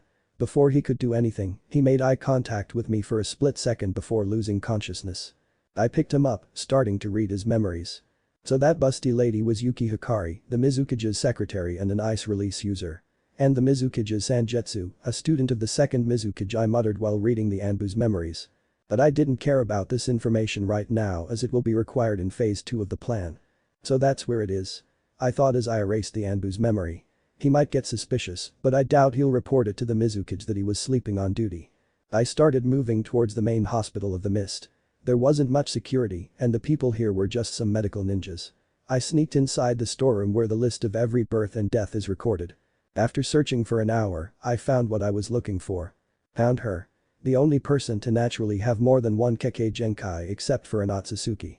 No one naturally had 2 Kekkei Genkai in the story, it either came from experiments or evolution, like how Sasuke's Mangekyou evolved into the Rinnegan or how Toneri's Byakugan evolved into the Tensugan. The first phase of the plan is to collect some of her blood. It might have some clues about how 2 Kekkei Genkai naturally stabilized in a single body. I would have conducted some experiments, but she's just a year old. If she died, it'll be a loss. There wasn't much information about her parents, probably hidden by the Mizukage. But it wasn't my problem. I left the hospital, making my way toward the orphanage of the village. Surprisingly, there were 2 Jonin guards. But then again, what can they do? I entered the orphanage, sneaking into the room of the director, I slapped him awake. The first thing he saw after waking up was my blue eyes before he passed out again. I searched through his memories for Mei's whereabouts so I can collect some blood and be done with it, but I found something very interesting. It was about the plan on how to raise Terum plus Mei. The third Mizukage suspected that Mei will awaken either boil release or lava release in the future, both of which are very powerful Kekkei Genkai if used correctly. So his plan was pretty simple, give Mei a terrible childhood. Children like that will desperately try to find someone who'll take care of them, and that someone will be the village or the Mizukage to be precise. Is this what Hiruzen was trying to do with Naruto? Hiruzen probably staged a scene where Iruka saved Naruto after he stole the scroll of seals, giving Naruto what he was desperate for, someone who cared for him. I laughed at how similar these situations are. Since it's about manipulating someone, how can I lose to these idiots? I thought about how unfortunate the third Mizukage is. This was the perfect opportunity for the technique I created. It's like a lower version of Kodomatsukami. The one Shisui used changed the target's personality without even the target realizing. But the one I created develops the personality however I want. That means it can't be used on someone who already has a sense of self, so the perfect target for such a technique is a kid with no individuality. It's like a seed, it'll deepen its roots the longer it stays, and after some time, it's impossible to remove without damaging the vessel. Even if someone finds out how to do it, it'll be impossible for even those with mangyeko sharingan to do it. The control it requires isn't something anyone can get, a single mistake and the kid is dead. The catch is that it can't be applied in a single go. The more you want to influence the personality, the more time it'll take. It will take 5 months for me to do it since I don't want to accidentally kill her, not to mention it's my first time doing this. Looks like I'll have to wait for a few months. I thought. I placed the orphanage director back on his bed before leaving to find May. It didn't take me long to find a kid with auburn hair. I pinched her, waking her up. But before she could cry, her green eyes met with my blue eyes and she stopped moving. It took me an hour to do it because I didn't want to ruin her original personality, all I wanted were some changes. The changes were quite simple. The hatred she'll feel when she's mistreated by the village won't disappear, she'll only truly open up to me or Tetsuya. With this, it's equivalent to taking over the hidden mist in the long run. Looks like I'll need to infiltrate the hidden mist again after the second ninja war. I placed a circular flying thunder god mark below her palm. Unlike Tetsuya, I can change the shape of the mark I am placing somewhere. I decided not to take her blood since I can experiment on her later on. Until next month, May, I said before teleporting away. Wakasa Pav. Nothing much happened after that, I was placed under Aoza Genin. He's around 16 right now. We did some missions for 4 months, but he was terrified to go anywhere with me after I killed a bunch of rebels. I wonder why. Hikari took a liking to me because I was the only one who supported her when she bad-mouthed the Mizukage. Whenever he tried to make me do something difficult to soothe his dissatisfaction, Hikari will come to my rescue like a boss. I also collected some bodies from both the Yuki clan and the Kagaya clan. To my luck, there was a kid that awakened their bone-growing Kekkei Genkai. Since this Kekkei Genkai directly comes from Kagaya, how can I miss it? That was phase 2 of my mission. It's almost time for May's last dose too. As for phase 3, I muttered as I looked toward the guy with such dense chakra that didn't belong to a human. But unlike Kurama's chakra, the chakra here isn't malicious at all. The Jinchuriki never left the underground room guarded by several jonin. I wonder why. I used natural perception to make sure no one was inside along with the Jinchuriki before I got close to the wall and teleported inside. What I saw surprised me. There was a boy around 17, he was almost like a corpse, his body was shivering all over. I activated my sharingan and understood what the reason was. The sealing technique used to seal the 3 tails is messed with by someone. The seal is leaking chakra that the boy can't handle. His body is trying to keep up with the chakra levels, slowly dying. I walked up to the half-dead corpse, placing my hand over his stomach, I appeared in front of a giant turtle with one eye. From the looks of it, the turtle was incredibly sad. Chains were lying around, the seal was almost broken. The only thing keeping the boy alive was the 3 tails himself. Hey Isobu. Is this how a tailed beast should act? I asked with a cute smile. Who are you? Why are you here? How do you know my name? Isobu asked. His personality is different from the other tailed beasts. If he was a high schooler, he'll be a wimp. I can save that human kid if you want to, I said, my cute smile slowly turning into an evil one. What do you want? Isobu didn't even think twice about my offer being suspicious. No wonder Yugura was able to take full control of this guy. He's a simple one. Half of your chakra, I said. Since Tetsuya asked for some of his chakra, I'll just take how much I can. Half. But how can I trust you? Isobu said in a doubtful voice. Don't worry, I'll save the boy first. But if you go back on your word, I'll kill that kid. I said. Okay. He nodded. I don't know how, but he nodded. As I opened my eyes, I looked at the half-dead boy. There won't be anyone coming to see him until tomorrow so I have enough time. The only one who visits regularly is Hikari. She didn't even miss a single day from the time I met her. I started repairing the seal placed on Isobu. Someone messed with the seal to a level that if it's removed, the host will die, and if it isn't removed, the host will die a long, agonizing death. Repairing it was out of the option, since there aren't many Fuinjutsu masters in the mist who can repair a seal. But repairing a seal like this isn't troublesome for me. I'm taught by the best Fuinjutsu user alive. After 3 hours, the seal was back to its full power. Hey, the seal is done. You can manifest a phantom now. I said as a transparent turtle appeared above the still half-dead boy. He isn't completely healed yet, Isobu said, worried. Keep your end of the deal first or I am leaving. Just to let you know, only 3 people in the whole world can heal him, and I happen to know the other 2. I said with a smile, I was just bullying the turtle for fun. Even if he refused to give me his chakra, I can just forcefully extract it from the Jinchuriki and seal it in a scroll. I opened a scroll and placed it next to the half-dead boy. Isobu didn't even bother to answer, directly pouring his chakra into the seal. This is a scroll Tetsuya created for the reason of scamming tailed beasts. There's no way a tailed beast will believe that a scroll can save half of its chakra in it. But alas, Isobu wasn't so lucky. After 3 hours of pouring his chakra like a madman, the phantom started to blur. This is fun so matter how you look at it. I thought. I closed the scroll and tossed it into the inventory. I'll heal him now, get lost, I said as the phantom disappeared. Ninja art creation rebirth strength of 100 technique. My hair turned white as tattoos appeared on the left side of my body. It was the same transformation Sakura went through when she transforms into Dark Sakura. Image. I placed my right hand on the boy's forehead, transferring the technique. His body started to change at a visible rate. His lifespan isn't decreasing. Is this because he's a Jinchuriki? Interesting. I thought. In mere minutes, the half-dead boy was now back to normal. The turtle phantom could be seen floating above the boy. After a minute, the boy opened his eyes. Who are you? He asked, looking at me. She saved your life just now, Isobu said, which surprised the boy as he looked at his body. He was about to thank me, but I cut him off. When did your body become like this? I asked. Not long after I became a Jinchuriki, it's been about 5 years or so. The boy said. I see. Isobu, how many people visited him regularly ever since he became your Jinchuriki? I asked, looking at the phantom. It was just that girl with black hair. I don't know her name, but her chakra was almost the same as him. Isobu said, looking at the kid. Wait, almost the same chakra signature as Hikari. And what's your name? I asked, looking at the boy. Yukihito. He replied. Are you related to Hikari? I asked, having a very good feeling. You know Hikari Ni-chan. She's my only family member alive. He was surprised that he said something he shouldn't have. Now that's one hell of a development. Maybe we can take over the village faster than I thought. I smiled thinking about it as I summoned a seal from my inventory. It's a seal I prepared on my own. A seal inspired by the almighty cultivation novels A Slave Seal. I said my goodbyes to the now healed Hito and went straight for my target. Hey, Hikari-san, I said as I approached Hikari. What's up, Rin? She asked, confused. I certainly wasn't the type to approach people other than Tetsuya without any alternate motive. I have a deal for you, I said as I grabbed her hand before we both disappear, leaving the room empty. What did you do? Hikari said as she was holding a kunai in her hand while looking at the forest around her. I just smiled at her. I can heal your brother, you know, I said as her grip around the kunai tightened. How do you know about my brother?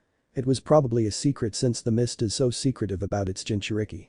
Hey, it's rude to point a weapon at someone who's talking to you, I said as I teleported behind her, putting a kunai at her neck. I can kill you anytime I want, so behave. I said. She was visibly sweating and understood that she wasn't in a situation to talk and then nodded. I stored the kunai away, even if she tries to sneak attack me, I'll be fine. Can you heal my brother? She asked. I certainly can, but it depends on your sincerity, I said with a lovely smile. What do you want?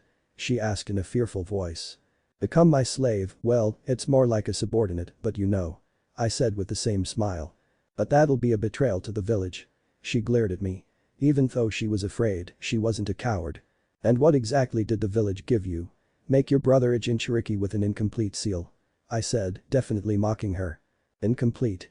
No, the seal was messed by someone from another village. She retorted. Although what she said is true, I can't let her believe that. I am one of the best Fuinjutsu masters alive. Are you doubting my words? Why do you think the Mizukage wasn't visiting your brother? Why not try to cure him with his connections? I said with a dissatisfied expression, making Hikari take a step back. But there was some doubt in her eyes now that she thought about what I said. It worked. Why do you think he became like that ever since he got the tailed beast? Forget it. You'll have no choice but to believe me when I heal your brother. I said with a sigh. I am a good actor indeed. I thought before continuing, so, are you gonna be my slave if I heal your brother? I will, but only if my brother is fully healed without any side effects. She said with some hope that I can heal her brother. Which sister doesn't love her brother? And with Hikari's personality, she was probably having a mental breakdown while looking at her brother slowly dying over the past 5 years. Well, even if I ask her to be a slave, it's not like I am gonna do something extreme. It'll probably be household chores. But she needs training first. Place this on your hand and say an oath that you'll be my slave if I heal your brother. Don't worry, it has many benefits. But remember, I can kill you anytime I want. It's the same as dealing your life for your brothers. I said, handing her the slave seal. Even if it's a slave seal, I wasn't lying about the benefits. Although I can activate and deactivate them at will, it's still a good deal, ignoring the fact that I can kill her anytime I want. The one who applies this seal will just have to say an oath about serving the one whose chakra is stored in the seal. The seal currently has both my and Tetsuya's chakra. Hearing what I said, Hikari swallowed hard. She didn't know what to do, what will happen to her. What will happen to her brother? Her mind was a mess. But one thing was clear, if this worked, her brother won't suffer anymore. She was desperate enough to take this chance. I, Yuki Hikari, swear to become your slave. I'll follow everything you say without asking anything if you save my brother. She said before tears began to fall down her cheeks. Was that too much? I thought. The oath she said was way more serious than the one I intended her to say. I looked at my left hand and a red mark appeared on it. A similar pattern should have appeared on Tetsuya's right hand. The slave contract is already activated as I've healed her brother. Stop crying, I said as Hikari complied without any delay. This is better than I thought. Who are you? I asked. Yuki Hikari, a jonin of the Hidden Mist and the Mizukage's secretary. She replied. Both of us understood the power of the slave seal. Fix your expression and don't tell anything about this to your brother, I said as I disappeared, reappearing alongside the confused Hito. Before he could ask anything, Hikari hugged him while crying. Hito, who saw this, also hugged her back, trying his best to cheer her up. Maybe I shouldn't be so cold towards Mikoto after all. I thought, looking at the pair of siblings. After an hour of catching up, both of them looked at me before they bowed. Thank you for helping us. I'll never forget this debt. Hikari said. Don't worry about it, just keep your end of the deal, I said without thinking about it. Yes, Hikari said, unlike her uncertain voice, this time, her voice was full of sincerity. Bing. Hidden quest complete, gain a loyal subordinate. Reward, AA ruler's charm doubles the loyalty of a follower, B your subordinates will have the same amount of loyalty towards your partner, as long as you allow it, C host can understand the subordinate better. System, why didn't Pakura trigger this hidden quest? I asked in my mind. Her loyalty is in the form of love towards your partner. The quest only applies to those who swore their loyalty as subordinates, but that can change over time. I see. Hito, I have something to discuss with Hikari-san, I'll bring her back later, I said as I teleported Hito into his room. What should I do now, Rin? Hikari asked, not knowing what to do. I undid my disguise and directly transferred my contact lenses to the inventory. First, my name is Uchiha Mikasa. Second, call me mistress while we are alone. Third, never reveal our relationship unless I tell you to. I said. Which of my words or orders can be decided by me, so I won't accidentally tell her to commit suicide or something. Yes, mistress. Hikari said, respectfully. Yup, my ego is very satisfied. I thought. Oh, you also have a master, he is my partner as well. Your slave seal is connected to him, so he has the same authority over you as I do. His name is Shiba Tetsuya. I said. I understand, mistress, Hikari said. I didn't use the slave seal this time, but she still responded with such a quick reaction. Don't tell me she's into master-servant play. I thought while looking at the obedient Hikari. This will be fun. On that note, where is the summoning scroll of the 7 swords of the mist? I asked, without using the slave seal. It's within the Mizukage's office. I can get it if mistress wants me to. Hikari said. She probably accepted what I said about the incomplete seal because of a ruler's charm and now blames the mist village for her brother's suffering. Now that isn't bad. Get it for me as soon as possible, I'll be leaving for a while as well. So cover it up with something if the Mizukage asks. I ordered. Yes, mistress. I finished May's monthly dose tomorrow and started enjoying my life while pushing Hikari around. Which she enjoyed. Mistress, this is the summoning scroll of the 7 swords that the hidden mist holds, Hikari said with a respectful look. Okay, I said as the scroll in her hands disappeared, surprising her. But she knew better than to ask me what I did. A good subordinate. I nodded to myself. Keep acting normal in the village while I am away, and if something unusual happens, even if it's something minor, contact me. The seal on your hand has many functions, long-distance communication is one of them. Just pour some chakra into it while thinking about what you want to tell me. Do your work properly and you'll be awarded. I told her. I won't disappoint you, Mistress Hikari said as I disappeared, appearing before Tetsuya and Pakura. Tetsuya pav. Pakura wasn't surprised by Mikasa's sudden appearance. Over the past 8 months, Mikasa dropped by every other day, so Pakura was used to it. Mikasa also dropped by when Pakura was either busy training or she was asleep, to do things we can't do in front of a kid. Are you done with your work? Pakura asked. Even though Mikasa dropped by every other day, she never told us what she was up to. The only thing we knew was that it had something to do with the hidden mist. It was better than expected, Mikasa said with a smile. Why do I feel like I missed something extremely fun? I thought. As I was about to say something, Mikasa looked at my right hand before touching it with her left. As she did, a mark similar to the one on her left hand appeared on it. So she used the slave seal on someone. I thought. Wondering who that unfortunate person is. You must have done a lot in this time, I said while looking at the mark on my hand, as I could feel a faint connection to someone. Well, it's nothing much. So what should we do now? Mikasa asked. The first step will be to awaken our Kekkei Genkai, I said. Don't you guys already have your own Kekkei Genkai? Pakura asked, confused. I have another Kekkei Genkai. Well, Mikasa is talking about evolving her sharingan, I answered her question. She's more or less a part of the group now. Can your Ketsuriken evolve as well? Pakura asked again. I don't know. It should be possible if I knew where this Dojutsu originated from. I said.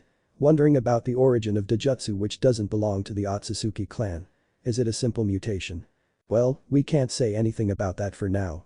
Pakura, what do you plan on doing? Mikasa asked Pakura. I don't know. Pakura said as she shrugged her shoulders. Yeah, I am a bad influence on kids. I thought. What's your clone up to? I asked Mikasa. What clone? She asked, confused. You said you left a clone in my place, didn't you? Pakura reminded her. Oh, that. It passed the Chunin exam not too long ago. The third Kazekage is very optimistic about it, and since the clone showed such potential, he gave up on killing you. Now he plans on using you in wars. And there have been a lot of kids trying to get close to you all of a sudden, probably because the Kazekage told them to. Mikasa said with a serious tone. Her expression was so natural that I almost saw Aizen in the laid-back Kazekage. There's no way Pakura wouldn't believe it. That bastard. Pakura was burning with anger. No, more like scorching with anger. Calm down. Mikasa said as she patted Pakura's head. Pakura once told me that she thinks of Mikasa as her big sister.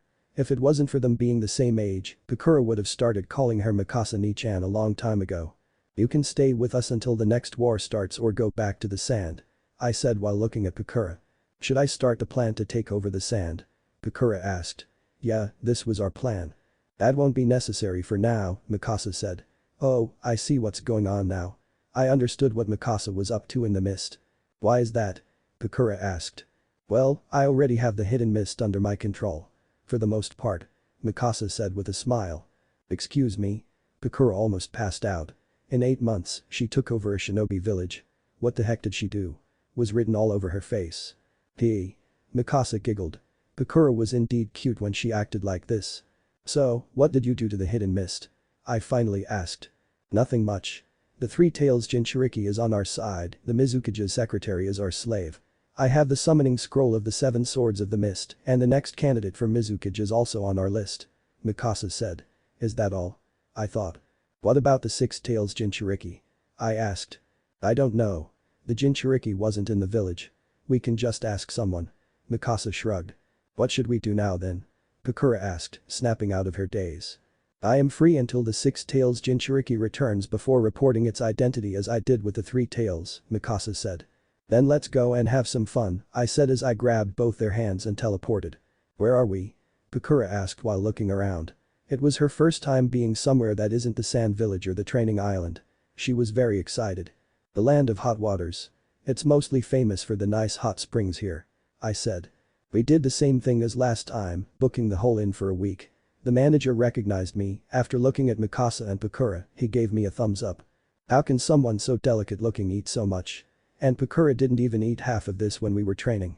I thought as I looked at the 2 girls devouring enough food to sustain a whole family. Here as I was searching for the place they stored so much food in, Mikasa raised her hand in an attempt to feed me, I didn't refuse. The food was delicious.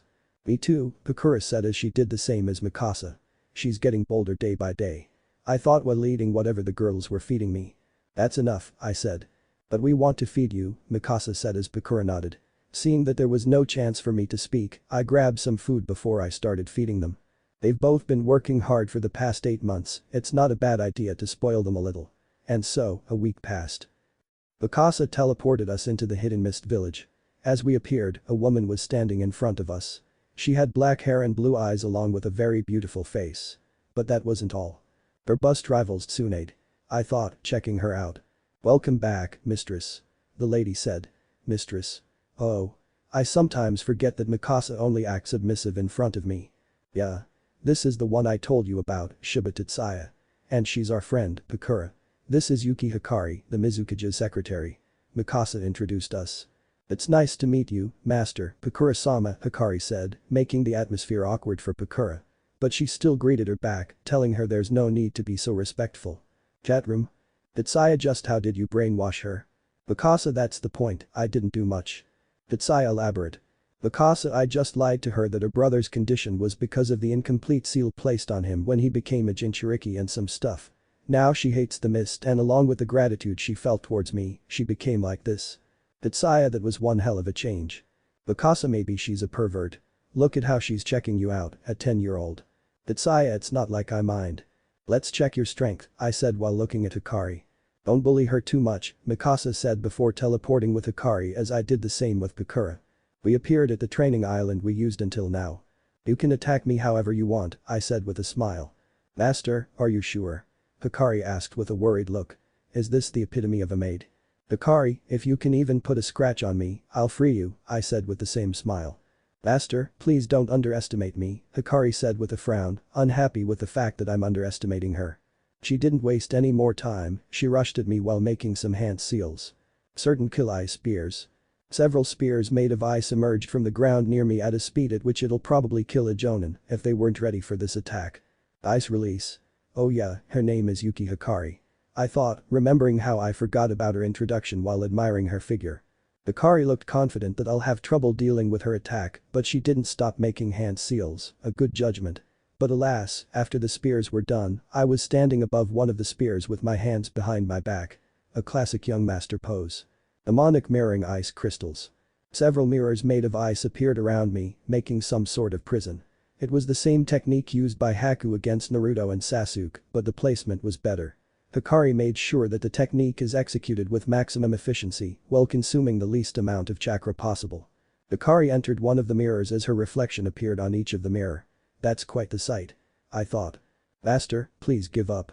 No one ever survived this attack from me. Hikari said, her voice coming from every direction. She isn't even considering what I said about freeing her. She probably doesn't believe me. I thought. We need to set the hierarchy right, I said. Hikari started jumping from one mirror to another, her speed was very fast, even faster than the third Kazukiya's Iron Sand World method. But the reason that jutsu was dangerous was because of its unpredictability and destructive power. Hikari isn't on a level she can be compared to a Kage, let alone one of the strongest Kage. Not to mention her movements are easily predictable. My natural perception after training for 8 months was more than enough to follow her movements. The Eye of Insight will be like bullying her. All of a sudden, more than 30 senbons were coming my way from every direction. I coated my hands with chakra, catching each one of them before coating them in lightning chakra and throwing them back. Todori senbon. In an instant, more than half of Hikari's mirrors were destroyed. She had no choice but to face me head-on now. That jutsu depleted her reserves by 15%. Her chakra control is good, but her reserves can't keep up with that technique. I thought. Although this technique could have killed a group of jonin with some trouble, it isn't worth it when fighting a long battle. Hikari was standing in front of me, her face was full of shock along with fear and admiration. What's up with this woman? I thought. Do you wish to continue? I asked. No master. She said while shaking her head. Yeah. I got that skill. I finally remembered the reward I got from the system. Appraisal. Yuki Hikari. Deke Genkai Ice Release. Takra Low Level Jonin. Feelings towards host admiration, fear, loyalty, submission. System, there isn't any useful information here. I said in my mind. Host will be able to see more when the skill levels up. She is peak level jonin when it comes to strength. The only thing holding her back is her chakra reserves. And what's with the feeling of submission? I sighed internally before turning towards Mikasa and Pakura. Uchiha Mikasa. System skills will not work on other system users. Well, I can just see her status so it isn't a big deal. Pakura. Deke Genkai Scorch Release. Takra Mid-Level Jonin. Feelings towards host love, loyalty, care, worry, gratitude, uncertainty. Pakura's worry should be about how she'll confess to me or what if I reject her. I thought. System, can Mikasa use the appraisal skill? I asked. No, skills given by the system cannot be shared. Is that so? I walk toward Hikari, taking her right hand, she blushes. What are you? A high school girl? I thought. A mark appeared on her wrist, it looked like some chains were binding her hand. This was the slave seal's mark. The actual place the seal affects is the heart and soul, so it doesn't matter even if Hikari cuts her arm off. I activated the function which will absorb natural energy from the environment, strengthening her physique. It'll be helpful to increase her chakra capacity. Hikari felt something changing within her body but didn't understand what it was. She just looked at me, confused. You'll be training to increase your chakra reserves starting tomorrow. Understood? I said, glaring at her. Yes, master, Hikari said. She really is into master-servant play. I thought. Sakura, can you look after her training for some days? It's the same training as you did with me to increase your chakra reserves. I asked while looking at Sakura. Sure, Sakura said with a smile. Let's go then, I said while grabbing Hikari's hand again as we disappeared. So, what are we going to do now? Mikasa asked. She was sitting on my lap as she leaned back on my chest. It was already midnight and Hikari's house was big enough for each of us to get our own rooms. Since it's year 51, there will be a conflict between the leaf and the sand this year. That'll serve as the starting point of the second Shinobi War. That's when our plan starts. We'll make Sakura the hero of the sand. I said, thinking about the ideal situation to do so. So we are going to the Rikmyaku before the second Shinobi War. Well, I was getting bored so why not? Mikasa said. Did you collect the experiment materials I asked for? I asked while I kissed her from behind. Yeah, hunting from the Yuki clan was simple, they are scattered around the land of water, so I just had to pick some up. I also found a child from the Kagaya clan who awakened their bone-growing Kekkei Genkai that came from Kagaya. Mikasa said. Did you place a mark on him? I asked. Yeah, and a seal too. If he is ever in life-threatening danger, he'll be teleported right away. Mikasa answered. I see. The kid won't be of much use right now. Let's just make sure he won't end up dead. Our priority is to make Sakura the hero of the sand in the upcoming fight. Then do what we are best at. I said with a very villain-like grin. Let's start a war between the sand and the leaf. Mikasa said. Yeah. Third-person POV. So how are we going to start a war? Mikasa asked Tetsuya. They were too bothered to discuss this last night. Like the usual. Tetsuya said. Killing people from both sides and blaming it on the other. Mikasa said while Tetsuya nodded. This isn't a cultivation novel just in case you forgot. They won't go to war just because we killed some cannon fodder. Mikasa said, rolling her eyes. Indeed, that was Tetsuya's plan. Then how should we go about this? Tetsuya asked. We have someone who knows what to do, Mikasa said with a smile. And soon, Hikari entered the room. She must have called her using the seal. Tetsuya thought. Good morning master, mistress. Hikari said with a smile. Mikasa was thinking about making Hikari a permanent maid. Hikari, we need your advice on something, Mikasa said. Please ask, Hikari said with a smile. We plan on starting a war between the sand and the leaf that'll serve as the foundation for the second Shinobi War some years later. Since you manage a village yourself, what are the things that'll motivate you for war? Tetsuya said he didn't need to beat around the bush with Hikari. Start a war? Aren't you guys from the leaf as well and Sakura-san is from the sand? Why would you want to start a war? Wait, can you even do that? Hikari was trying her best to make some sense of the situation. And the way her master asked as if it was something insignificant was what scared her the most. Master, what about Sakura-san? Hikari asked. Don't worry about it, Mikasa said with a smile. Hikari understood the meaning clearly, or at least that's what she thought. Master is messing with me. Which sane person will talk about starting a war like it's a new hobby? Hikari thought, reassuring herself. Hikari, are you bothered by this? Tetsuya asked with a meaningful smile, making Hikari shiver a little. She thought that Tetsuya was asking why she was not bothered while they bullied her. The fact that I am not is the problem, master, Hikari said, trying her best not to show that she was having fun being bullied by two 10-year-old kids. But alas, how can she hide it from the two of them? If it wasn't for the war, they would have bullied her some more. So tell us Hikari, what are the things that'll make you, as the leader of a village, go to war? Tetsuya asked, emphasizing the words leader of a village.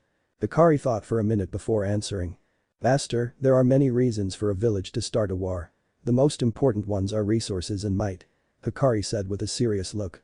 I see, continue. Tetsuya said. It's simple. Be it resources or power, no one wants the other villages to have it. If any village saw that someone is trying to increase their military power or the resources they have, the other villages will try to pressure them down. And if there's a conflict between them that's beyond saving or the other side is being unreasonable. Hikari said while she was thinking that the two of them were messing with her. So the reason Cloud was able to increase their military power during this time was that the other villages were busy in war. Tetsuya thought, praising the third Raikage's wisdom. Hikari, go change your clothes into something casual and make sure no one recognizes you. We're going out. As for your duties, just make some excuse. Mikasa said. While you're at it, bring Sakura over too, Tetsuya added. Yes, mistress, master. Hikari said, it's not that hard for her to slack off while dumping her work on others. The only time she's busy is when the village takes in someone new. No matter how the Mizuki acts, he still works when he needs to. And so, Hikari left the room. Why are we taking Hikari along? Tetsuya asked Mikasa. She thought we were messing with her. She needs to understand us sooner or later. Mikasa said with a smile. You just like bullying her, don't you? Tetsuya replied. It's the same for you and she likes it so why not? Mikasa said. True enough, Tetsuya said. After some time, Hikari entered the room along with a messy Pakura. Morning Pakura said with a yawn, her sleeping schedule was as bad as ever. It's already noon. All three of them thought. Dressed in something casual, we are going out, Tetsuya said. He gave up on correcting Pakura's sleeping schedule after a week on the island. She was even worse than Mikasa in this regard. Where to? Pakura asked, still half asleep. Go and change first. Mikasa glared at Pakura, making the latter sob. Yes, Pakura said before leaving. No matter how much Pakura tried, she couldn't say anything back to Mikasa. The big sister aura suppressed her, or at least that's what she told Tetsuya. Hikari, come here, Tetsuya said, gesturing Hikari to stand in front of him. She obeyed without even asking. Looks like the beating from yesterday was worth it. Tetsuya thought, looking at the obedient Hikari standing in front of him. Don't use your chakra anymore, Tetsuya said before grabbing her hand. He activated the chakra hiding function in the slave seal. It'll hide your chakra at a genin level, as long as you don't use your chakra. The moment you use your chakra consciously, the chakra hiding technique will break. Mikasa explained to the confused Hikari, who just nodded at the explanation. It was the same technique they use with the help of natural energy. The only change was that Hikari can't use her chakra while hiding it since the technique was being applied by the seal. The slave seal has so many functions that even Mito will have a hard time examining them. Sakura entered the room after changing into some casual clothes before they all teleported to Mikasa and Tetsuya's house in Konoha. Sakura was already used to being teleported here and there, but Hikari still felt a little headache afterwards. Hikari. Who's the Jinchuriki of the Six Tails? Mikasa asked. The next Jinchuriki of the Six Tails will be Utakata who appeared in the canon. It's a man named Utakate. He left the village some years ago under Mizuki's orders. As for where he is now, only the Mizuki knows. Do you want me to ask him, mistress? Hikari answered the question, not even hesitating to reveal something important to her village. No, it's fine. My mission was to uncover the identities of the Jinchuriki of the Mist and report them to the village. Mikasa said while Hikari turned a little pale. Don't worry, she's messing with you. She reported a fake name instead of your brother's name. Tetsuya said. Although her brother is better now, it's still a secret from the higher-ups of the Mist. The last thing she wanted was for her brother to be in danger of being assassinated by another village. Thank you, Hikari said as she lowered her head. I am being treated like air again. Sakura thought as she sighed internally. You guys stay here for a while, we'll be back after reporting our return, Tetsuya said before he and Mikasa teleported inside the Hokage's office. The only ones in the Hokage's office were Shikado and Hiruzen. We're back, Tetsuya said without any respect like always. You finally decided to show up. Shikado said while shaking his head. Mikasa tossed him a scroll, saying that the mission is over. What's with that expression? Mikasa asked. Shikado's expression was anything but good. It's the sand. The friction between us is increasing every day. If everything goes as it is now, there will be a war between the sand and the leaf in a year or so. Shikado said with a frown. Okay. They just need one big push. Tetsuya thought. Is Sakumo-sensei back yet? Mikasa asked, ignoring the ongoing conversation. Hearing this, the expression on Shikado's face relaxed a little. Yeah, he came back yesterday along with someone else. You guys should visit him. Tsunade, Dan and Hate should be there too. But don't cause any trouble there. Hiruzen said in a serious tone. So, it's Kakashi. Both Mikasa and Tetsuya thought. We'll get going then, Tetsuya said before they disappeared. What they were most surprised about was Minato being promoted to a jonin at the age of 10. Wasn't he supposed to be a genin at the age of 12? What's with the ridiculous speed? Is it because Jiraiya is teaching him because of the prophecy stuff? They thought before they ignored it, they'll meet them eventually so why bother? They decided to kill some time by visiting their families before finding the poor soul they were looking for. First, they decided to visit Mikasa's family. They met both Akito and Misaka, they were both happy that their daughter is alright. Especially Akito since he knew about her mission. Even if Mikasa was reporting now and then, he was still worried. Akito invited Tetsuya and Hate for dinner next week since Mikoto is still out on a mission. Soon, they appeared in the Hada clan's residence. After entering, they were greeted by more people than they imagined. There was Tsunade, Dan, Hade, Mito and a lady with white hair, she was in her 30s. Unlike what they thought, there wasn't a happy atmosphere, everyone had grim faces. The only one smiling was the unknown lady while looking at the baby in her hands. So this is why Hiruzen said that. Tsuchiya thought, understanding the situation. We're back, Mikasa said with a smile. Everyone relaxed a little when they saw the two kids entering the house. You guys are back, Tsunade said with a happy smile before she started walking toward them. She first extended her right hand toward Mikasa as she started patting her head before hugging her. She let go of Mikasa before she did the same with Tsuchiya. As Tsunade's hand was approaching Tsuchiya, he noticed that Dan was looking at him as if he was about to die while waving both his hands. Tsuchiya didn't understand at first, but his survival instincts kicked in the next second as he teleported right next to Tsukumo. Boom. There was a large hole where Tsuchiya was standing and everyone was shocked. Surprisingly, the baby sleeping in the woman's arms didn't wake up at all. Tsunade-sensei, I know you're happy to see me again, but please refrain from destroying someone else's house, Tsuchiya said. He was now ready to teleport at a moment's notice.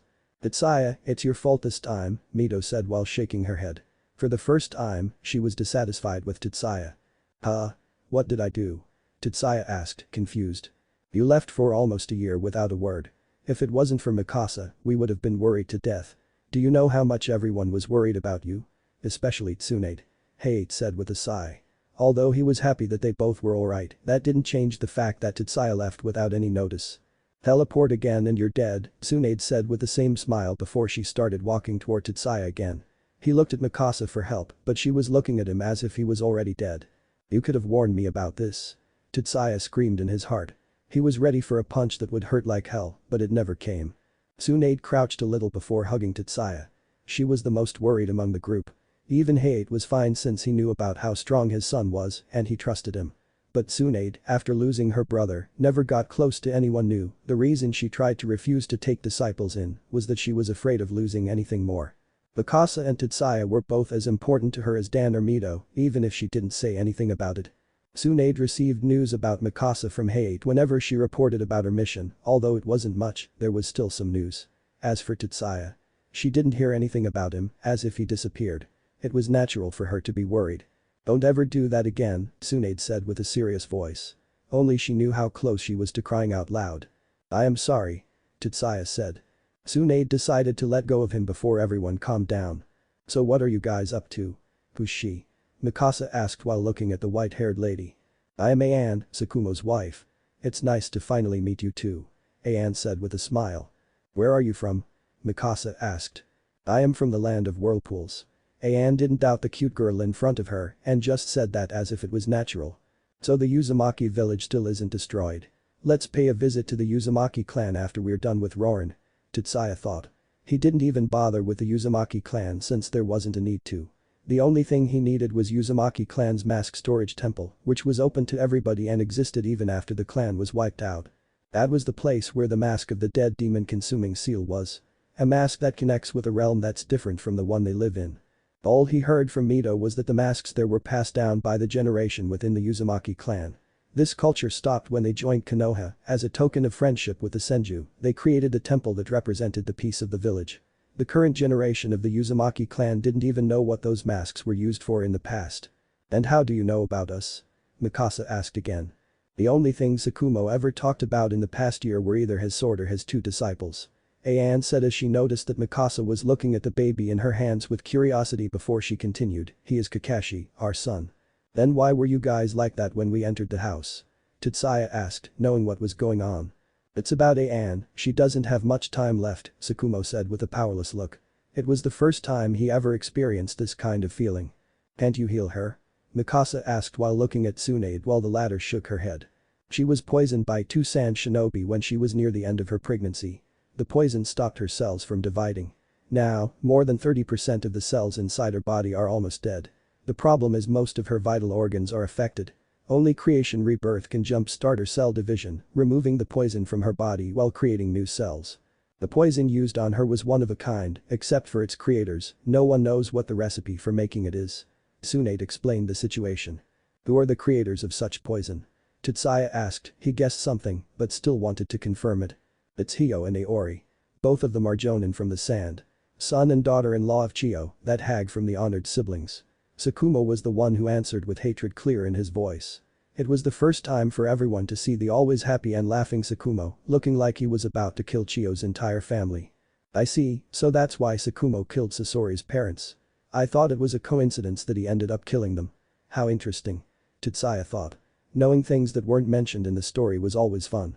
If that's the case then creation rebirth should be enough to cure her, right? Mikasa asked. How is she supposed to learn creation rebirth in a damn month? Tsunade almost shouted. She hated it when she wasn't able to save someone who was dying right in front of her. Huh? Can't you just transfer it? Mikasa looked at Tsunade as if she was stupid. What do you mean transfer it? Tsunade asked, confused. Oh right. Tsunade still hasn't figured out how to transfer the effects of creation rebirth to someone else. Mikasa thought. Sakumo-sensei, can you please hold the little one for a while? Mikasa asked. Why? Sakumo asked. An wasn't willing to let go of Kakashi even for a moment. I'll heal An-san so don't worry. But her natural lifespan will be reduced by 7 or 8 years. Mikasa said, shocking everyone. You can do that. This time, both Sakumo and Tsunade weren't able to hold back and shouted.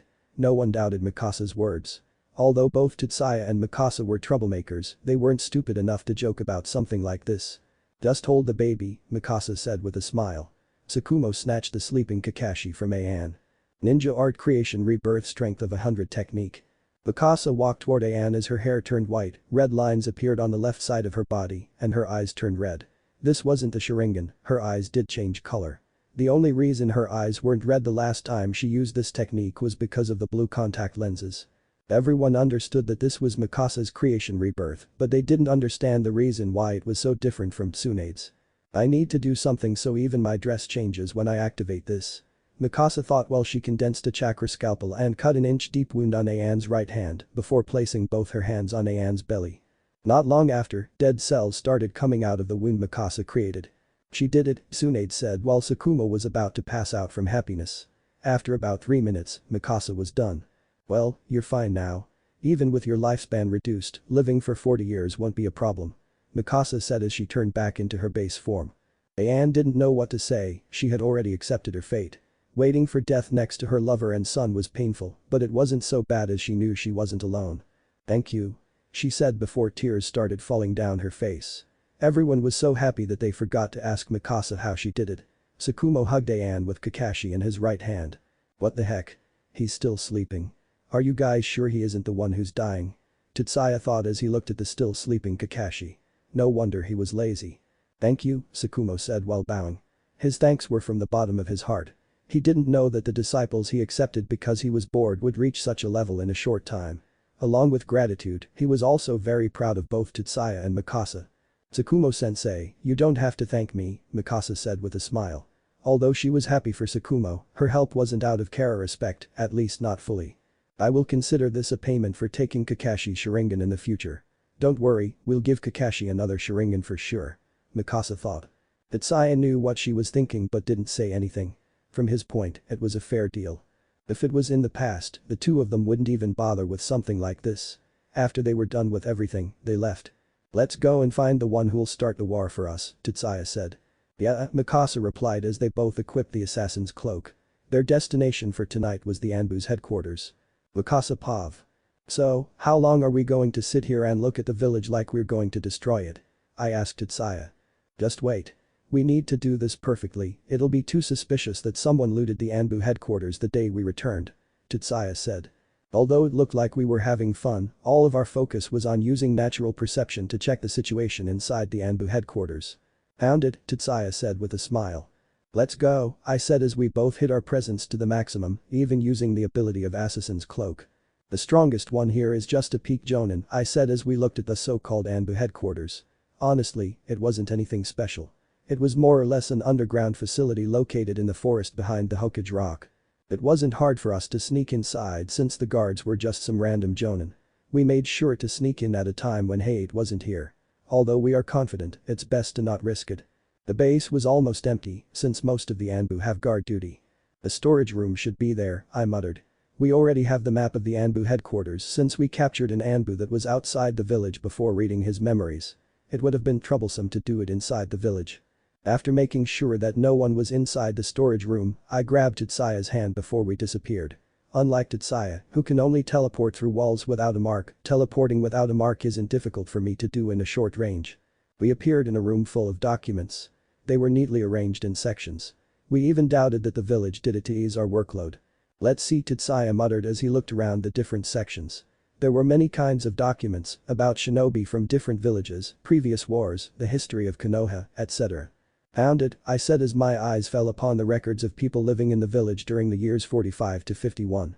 There were a lot of documents in that section, every one of them filled with information about the people living in the village. "Troublesome," Tetsuya said while looking at the documents in front of us. We started searching through the thousands of documents like madmen. If it wasn't for us having the Eye of Insight, it would have taken months for us to do this. The Eye of Insight is very convenient, all we need to do was to look at a document before we understood what was written in it. After 3 hours of hard work, we finally shortlisted our suspects to 11 individuals. They are most likely spies from other villages. The Mist Village wasn't included since Hikari already told us about their spy inside Konoha. "Now that we're done with the storage vault, let's go deeper into the Anbu headquarters," Tetsuya said as we teleported again. Reappearing in the deepest part of the Anbu headquarters. "This place should only be available to the Hokage or the Anbu commander," I said while looking around. This place was almost impossible to find for others. Even the Anbu headquarters was hidden so well that an enemy spy can't find it. The only reason we were able to find it was because of our natural perception and the memories from the Anbu. "There it is," Tetsuya said as he picked up a file. This file contained information about the spies planted in other villages by Konoha. Most of the spies had their families living inside the village, they were basically hostages. This was precisely what we needed for our plan to start a war between the sand and the leaf. Why is that scroll here?" I said while I picked up a scroll half my size. It was the scroll of seals that was supposed to be inside the Hokage's residence. "Looks like the scene where Naruto was able to steal the scroll was planned by Hiruzen after all," Tetsuya muttered as I nodded. "System, copy it." I commanded inside my head before a hologram appeared in front of us. "Negative. The scroll contains more than one jutsu, so it can't be copied." "Useless." Both of us said at the same time. "Since we can't take it with us, you should learn whatever you want from it." I look around. Tetsuya said before he disappeared. "Since ninjutsu is my speciality, it isn't a bad deal to learn some forbidden jutsus." As I was reading through the scroll, most of the jutsus written inside were created by the second Hokage, Tobirama Senju.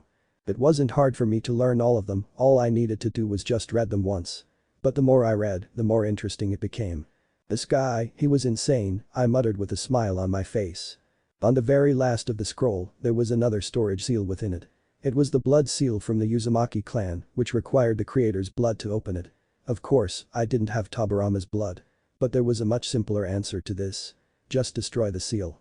It wasn't that hard to destroy the seal, it was a method Tetsuya came up with. It could potentially break the dead demon seal without sacrificing oneself, so what can this blood seal do? After breaking the storage seal, a scroll much smaller than the previous one appeared. As I was reading through the scroll, I frowned. The last school contained techniques like mutually multiplying explosive tags, one of the most dangerous techniques out there, along with summoning. Impure world reincarnation and the flying thunder god which Minato mastered. The spirit transformation technique was also there. But the scroll in my hands right now didn't have complete techniques. They were prototypes. Prototypes that if exposed, will ruin Tobirama's image as the Hokage. Hell, people might even start calling him worse than Uchiha Madara. I couldn't hide the smile on my face. If you compare the incomplete techniques within the small scroll to the impure world reincarnation, which involves summoning the dead from the pure land and having them fight against their wills, the latter will be considered generous. These were all techniques I planned on creating eventually, but to think a dead man will do it for me. There was no shortage of things that'll make Orochimaru look like a nice kid. Tobirama even tried to merge the two souls, but he lacked the knowledge about souls, to begin with. So he started with summoning dead souls from the afterlife. This technique was what served as the base for impure world reincarnation. But the most interesting thing was that he tried to create a jutsu related to time. But he didn't have the talent for it, the only thing he was good at was space. As I was busy reading the scroll like it was my favorite light novel, Tetsuya appeared. "Something good?" he asked, the smile on my face was still there. "Yeah. I'll tell you after we leave," I said before tossing the small scroll into my inventory. "I got the contract scroll of Rashomon," Tetsuya said before tossing a large scroll towards me. As I opened the scroll, the last name written on it was Orochimaru, followed by Hashirama. If the contract is the same, why did Orochimaru only summon 3 of the gates, while Hashirama summoned 5? I asked, confused. He wasn't strong enough. Probably. Tetsuya replied. Let's take the contract scroll with us. It's not like they'll notice anything soon. If this scroll was important, there would have been more names on it. I said while Tetsuya nodded. Let's create a fake one to replace it, Tetsuya said. After cleaning the mess we created, we left. Appearing in our house, we realized that we had forgotten about Hikari and Pakura being with us. You guys sure took your time. Pakura said with a smile. Welcome back, master, mistress. Our perfect maid said. She is a professional.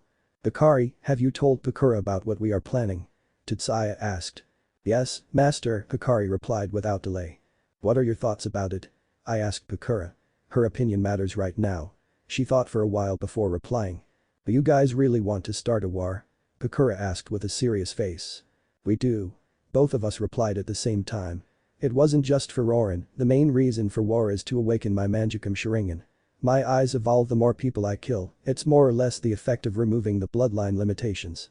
As for Tetsuya, he needs a battlefield to awaken the Kurama clan's Kekkei Genkai. Fine, but only this time. Pakura didn't say much. I understand, not everyone is a maniac like us.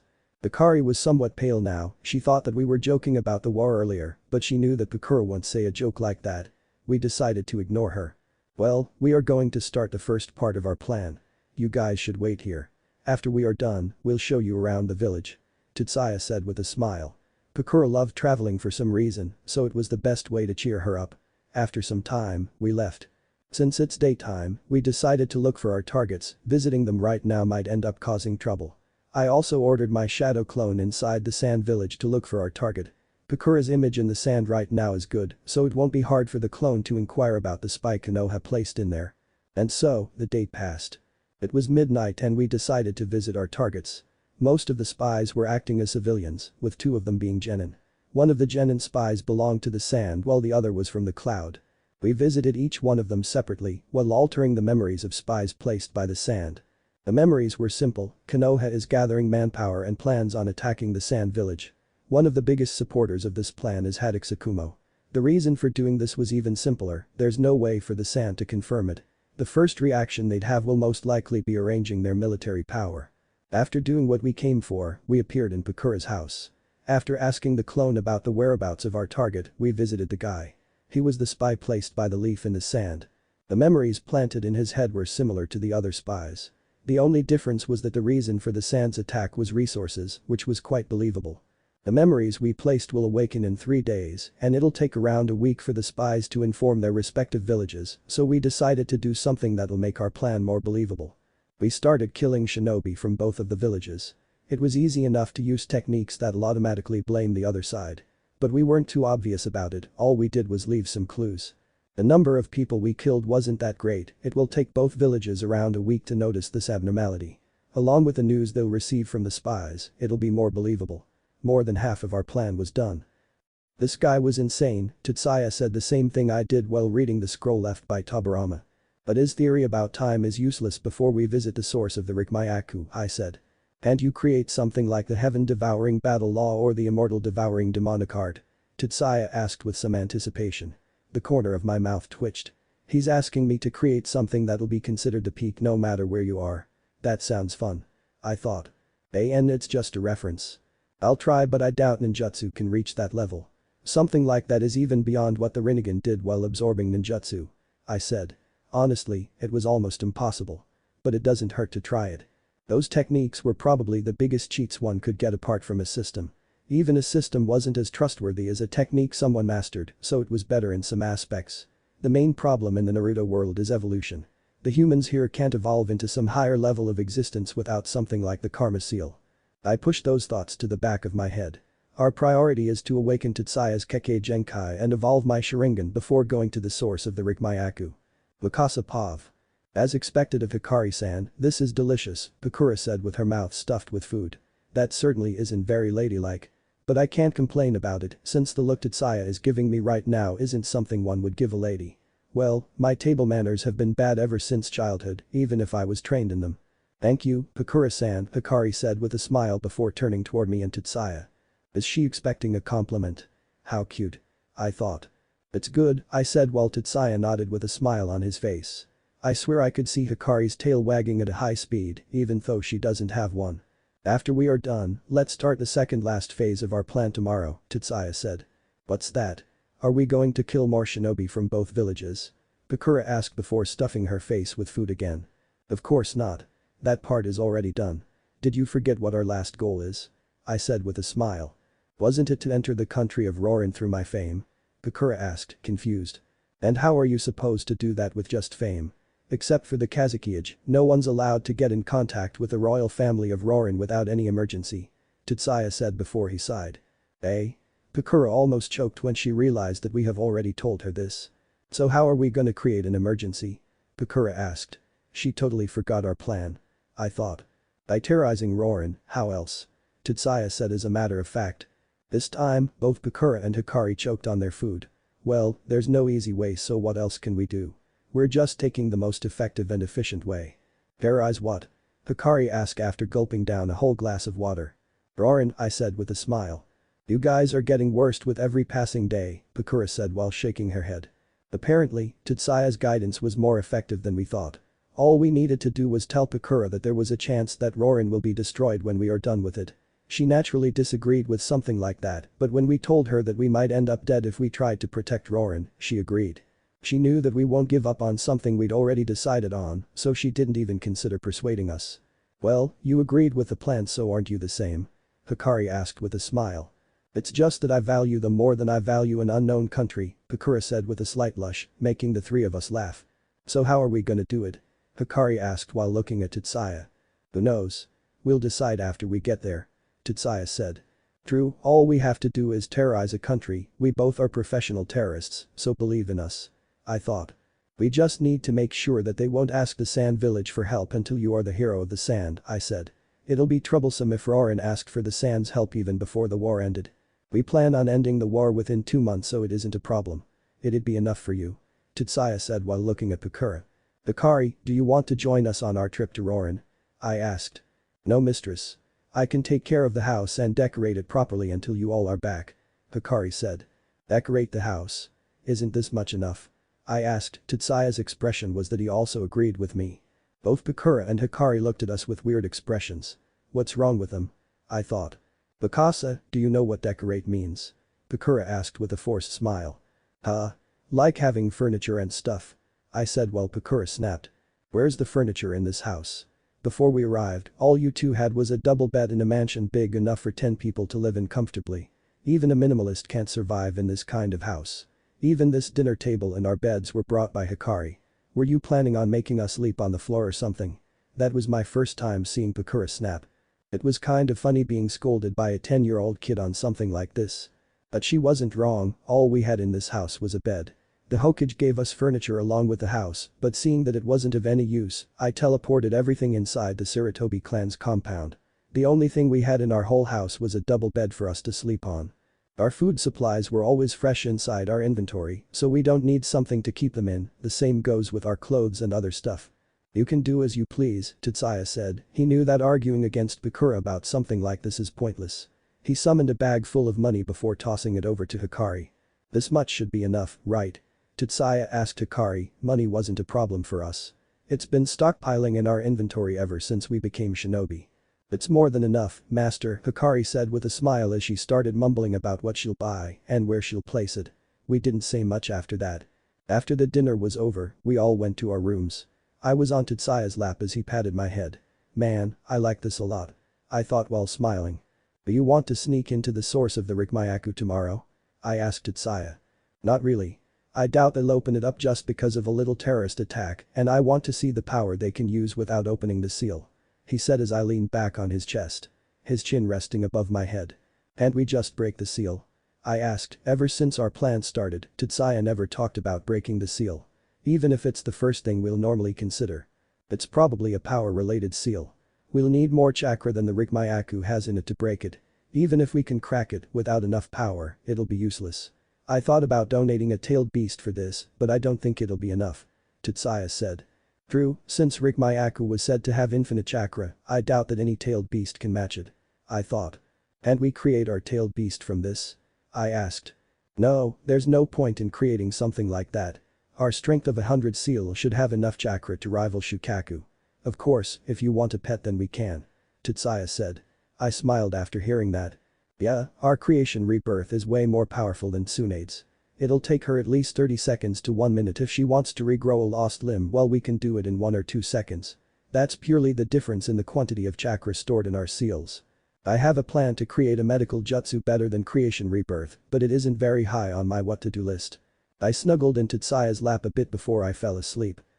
Well, be sure to change your appearance when you go shopping, Tetsuya said to Hikari. Yes master.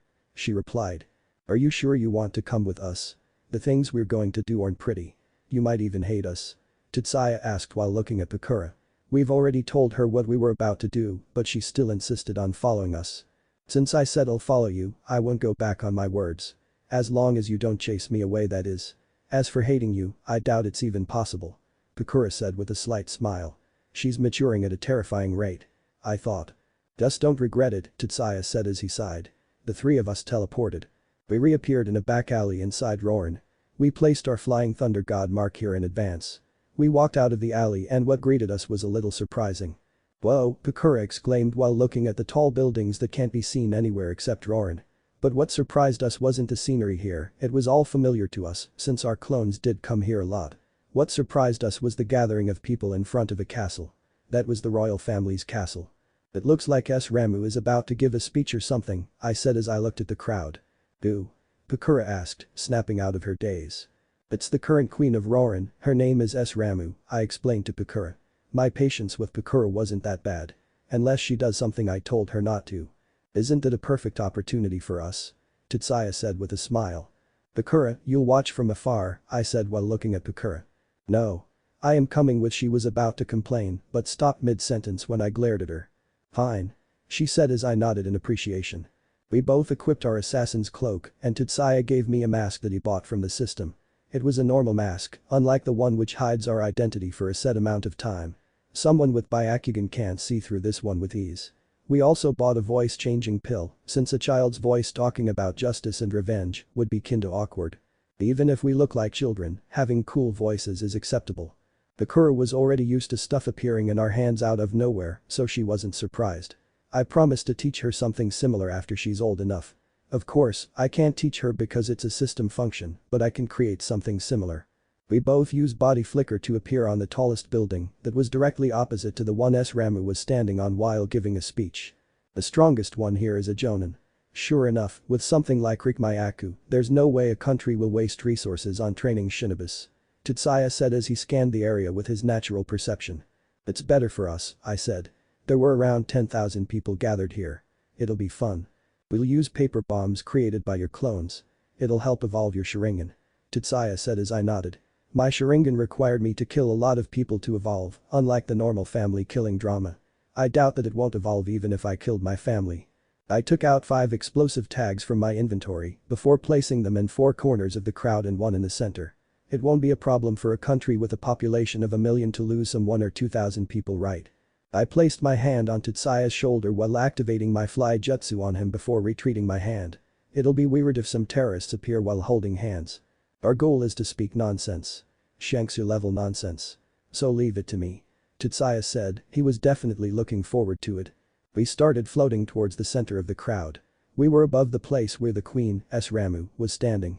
She stopped her speech as she noticed us floating above their heads. She was vigilant of us, in this era, the only one who could fly was Inoki, excluding those from the land of the sky, but they weren't public knowledge yet. Who are you? S. Ramu asked while looking at us. There was a guy next to her, enhancing her voice so that it'll be audible for everyone to hear. Everyone in the crowd also looked above and started murmuring about who we are. Just in case someone misunderstands, I am wearing pants right now, not a skirt. Or Tetsuya would have destroyed Roran before our plan even began. We are here to take what your family has stolen from us, you thieves, Tetsuya said. He was mimicking the voice of Bruford from JoJo. He used enough chakra so that his voice echoed in the crowd. Damn, that sounds so cool. I thought. And the voice that's going around on Instagram is Kaki Shibu's. The same voice actor as Nanami from JJK. The royal family would never do something like stealing something that belongs to someone else. S. Ramu said with a frown.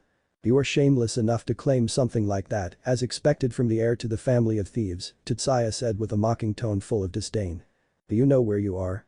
You are disrespecting the rulers of this country. S. Ramu said with some anger. She's still keeping her cool, huh? I thought. Rulers of this country. What kind of country can be formed under a bunch of thieves? Tetsuya said before he started laughing. The murmuring in the crowd increased. Some were shouting with anger. What did we ever steal from you? Do you have any proof? Ramu said. The thing you call Rikmayaku belongs to us. Your ancestors were the ones who stole it from us. You even dared to put a seal on it. Tell me, how should I destroy this little country of yours to soothe my anger? Tetsuya said as he released some of his bloodlust. Bloodlust depends on how many people you've killed. His bloodlust was definitely one of the best. It was only about 20% for him, but for the people of this country. Everyone who wasn't a ninja was already on their knees. Tetsuya made sure that no one passed out. What would be the point of talking nonsense if there wasn't a crowd to hear it? Surprisingly, Ramu wasn't affected by his bloodlust. Rikmayaku was probably protecting her. I activated my sharingan to see if there was something, but there was no abnormality around her. So normal sharingan is useless in this kind of situation. I thought before activating my natural perception. I noticed that there was a faint purple chakra around Ramu. It was very well hidden. Even with natural perception, it was hard to see. That is unless Ramu uses it consciously. So it even protects those who know Rikmayaku chakra control. Interesting. I thought.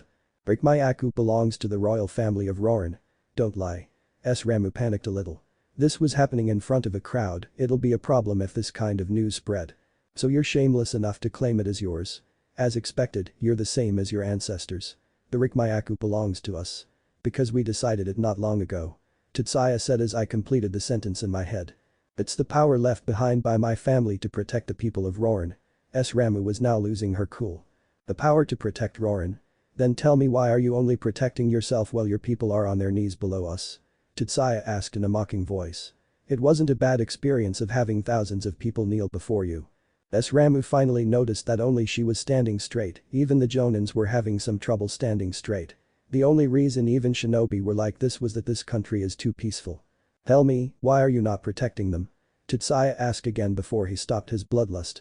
After a minute, people started getting up with great struggle. They were dissatisfied that their queen only protected herself. What are you after? Ramu shouted as she noticed that our goal was the dissatisfaction of the crowd. I told you that we are here to take what belongs to us, Tetsuya said as he raised his hand. I guess it's my turn, I thought as Tetsuya snapped his finger. The snap was loud enough for the crowd to hear. Boom. In the center of the crowd, an explosive tag exploded. It was like a rain of blood. It took the crowd some time to register before they started running around while shouting. Ramu's face was as pale as paper. The number of people who died wasn't that much. If it was our best explosive tags, it would have killed all of them without much trouble. The current number of deaths was around 1200. We let the people panic for a minute before we started our show again. Move and you die, Tetsuya said before he started releasing his bloodlust again. Everyone was quiet now, not even Ramu dared to move. It was probably her first time that something like this happened. So, will you give us what is rightfully ours? Tetsuya said, already knowing that Ramu will refuse. Never. Ramu shouted as she activated a Rikmayaku chakra control and shot a ball made of pure purple chakra towards us. I took a scroll from the inventory before sealing the ball in it. The ball had enough chakra that can kill a Jonin without any trouble. She was able to use such power without even opening the seal on Rikmayaku. Since you dare use the power of Rikmayaku in front of me, you'll have to pay, Tetsuya said as Ramu's face was full of horror before she condensed a chakra ball that had enough chakra to match the destructive power of Rasen Shuriken. We frowned. She can use such power without even opening the seal on Rikmayaku. This was different from what we know. Let's do that, I thought before extending my hand towards the ball of chakra. Tetsuya didn't say anything because he trusted me. Ramu smirked looking at my action just as the ball touched my hand. Boom. An explosion even bigger than the previous one happened in the center of the crowd. I teleported the ball to the place where my previous explosive tag was. I also added some of my chakra to it so that it'll help me with the evolution of my sharingan. This time, more than 1500 people died. Under Tetsuya's bloodlust, people weren't able to move. If someone looked at the scene, they'll feel like a calamity was about to happen. People were on their knees, crying and shouting, begging for mercy. Corpses lay here and there, every corpse was in pieces. Some burned while the others were destroyed. You killed your people with the power you stole. As expected of the royal family of Rorin. Tetsuya said while laughing. Ramu was about to cry from all this. This should be enough. I know you're enjoying it, but if we do something more than this, they'll call help from the sand. This much should be manageable by the royal family. I said. My voice wasn't enhanced by chakra, but was clear enough for Tetsuya to hear between the cries for mercy. Okay. he said before turning towards the Payless Ramu. You have 6 months to decide what you wish for. Be honest and return what your ancestors stole or watch as your country is destroyed. Tetsuya said with hatred as he increased his bloodlust. Everyone was having a hard time breathing from the intense bloodlust. We looked at each other before we teleported. Although the show looked like it was a lot, it wasn't. It was more like a warning, anyone who is adept at ruling people will understand this. Be it S-Ramu or any cage from a shinobi village. And so, the second last phase of our plan was complete. The chakra we got from Rikmayaku, so it was all good. Third person Pav. It's been 8 days since Tetsuya and Mikasa visited the Anbu headquarters. Although there's been no news about war, both the leaf and the sand are getting tensed as a lot of their shinobis have been killed during the past week. The news about the attack on Rorin spread quickly, but the shinobi villages didn't pay much attention to it. As far as they are concerned, it's their internal matter. The only important thing was that the 2 attackers were flying. In this era, only Inoki can fly. So rumors were going around that it was the stone village that attacked a civilian country. It caused Inoki endless trouble. Be it the pressure from other villages or the Earth Daemon. The days passed just fine for both Mikasa and Tetsuya. They showed Pakura and Hikari around the village. Pakura also killed some shinobi from both villages so that she could get used to it. The dinner that Akito invited Tetsuya and Hayate for was also cancelled. Hayate got real busy ever since the news of Leaf Shinobi getting killed came. Pakura also decided to go and take over her life in the Sand Village. Mikasa also gave Pakura some important memories from the clone she created, the impostor living in the sand. The first thing Pakura did was to report to the Kazukiage about her Kekkei Genkai so that she'll be allowed to participate in the war on the front lines. The shadow clone that replaced Pakura was a high-level chunin, so it won't be strange that her fighting powers increased with the awakening of her Kekkei Genkai. While they were at it, Mikasa also exchanged all the explosive tags that the Sand Village had in their warehouse with the ones made by her. Since her eyes require her to kill people if she wants to evolve them, it's better to use the war both ways. She did the same within the leaf. If an explosive tag made by her kills someone, no matter who used it, it'll be counted as her kill. Meanwhile, Hikari decided to stay in Konoha during this war. As for her responsibilities as the Mizukage's secretary, she said that she blackmailed No. She explained to the Mizukage that it's very hard to hide the fact about his visits to other women from his wife. The Mizukage agreed on her having a vacation as long as something big doesn't happen in the village. She decided to leave a clone within the Mist Village just to keep up the appearance of her visiting Hito regularly. Both Hito on his deathbed and Hikari who visits him regularly are clones. Tetsuya and Mikasa didn't mind her staying, her household and cooking skills were way too good for them to refuse. She made the empty mansion into a proper house within a few days. Both Mikasa and Tetsuya weren't able to recognize the place where they've been living since they were 5. When they first teleported back, they thought that something went wrong with the teleportation. If she had a skill for it, it'll be MAIDSSS. On the other hand, the atmosphere within the Hokage's office was very tense, no one in the meeting room said anything. They received a report from the spy they placed in the sand that they were preparing for an attack against the leaf. This news, along with the deaths of several shinobi in the past week, was too much for them. Anbu, Shikado said as an Anbu appeared in the corner of the room, call Tetsuya and Mikasa here. The Anbu looked at the Hokage, seeing the latter nod, the Anbu disappeared. Although Shikado's status was very high, he still needed the Hokage's permission to order Anbu around. Unless it's an emergency. Mikasa and Tetsuya were lying on the ground next to each other, along with Hikari sitting on the bed. I wonder when they'll call us, Tetsuya said in a bored tone. They should have got the news about the sand preparing for an attack. Mikasa continued. How many people do you need to kill so that your sharingan evolves? Tetsuya asked. After what we did to Rorin. 2,000 at max, Mikasa replied without thinking about it much. Can't you just nuke the whole sand village with paper bombs? Tetsuya asked, somewhat curious.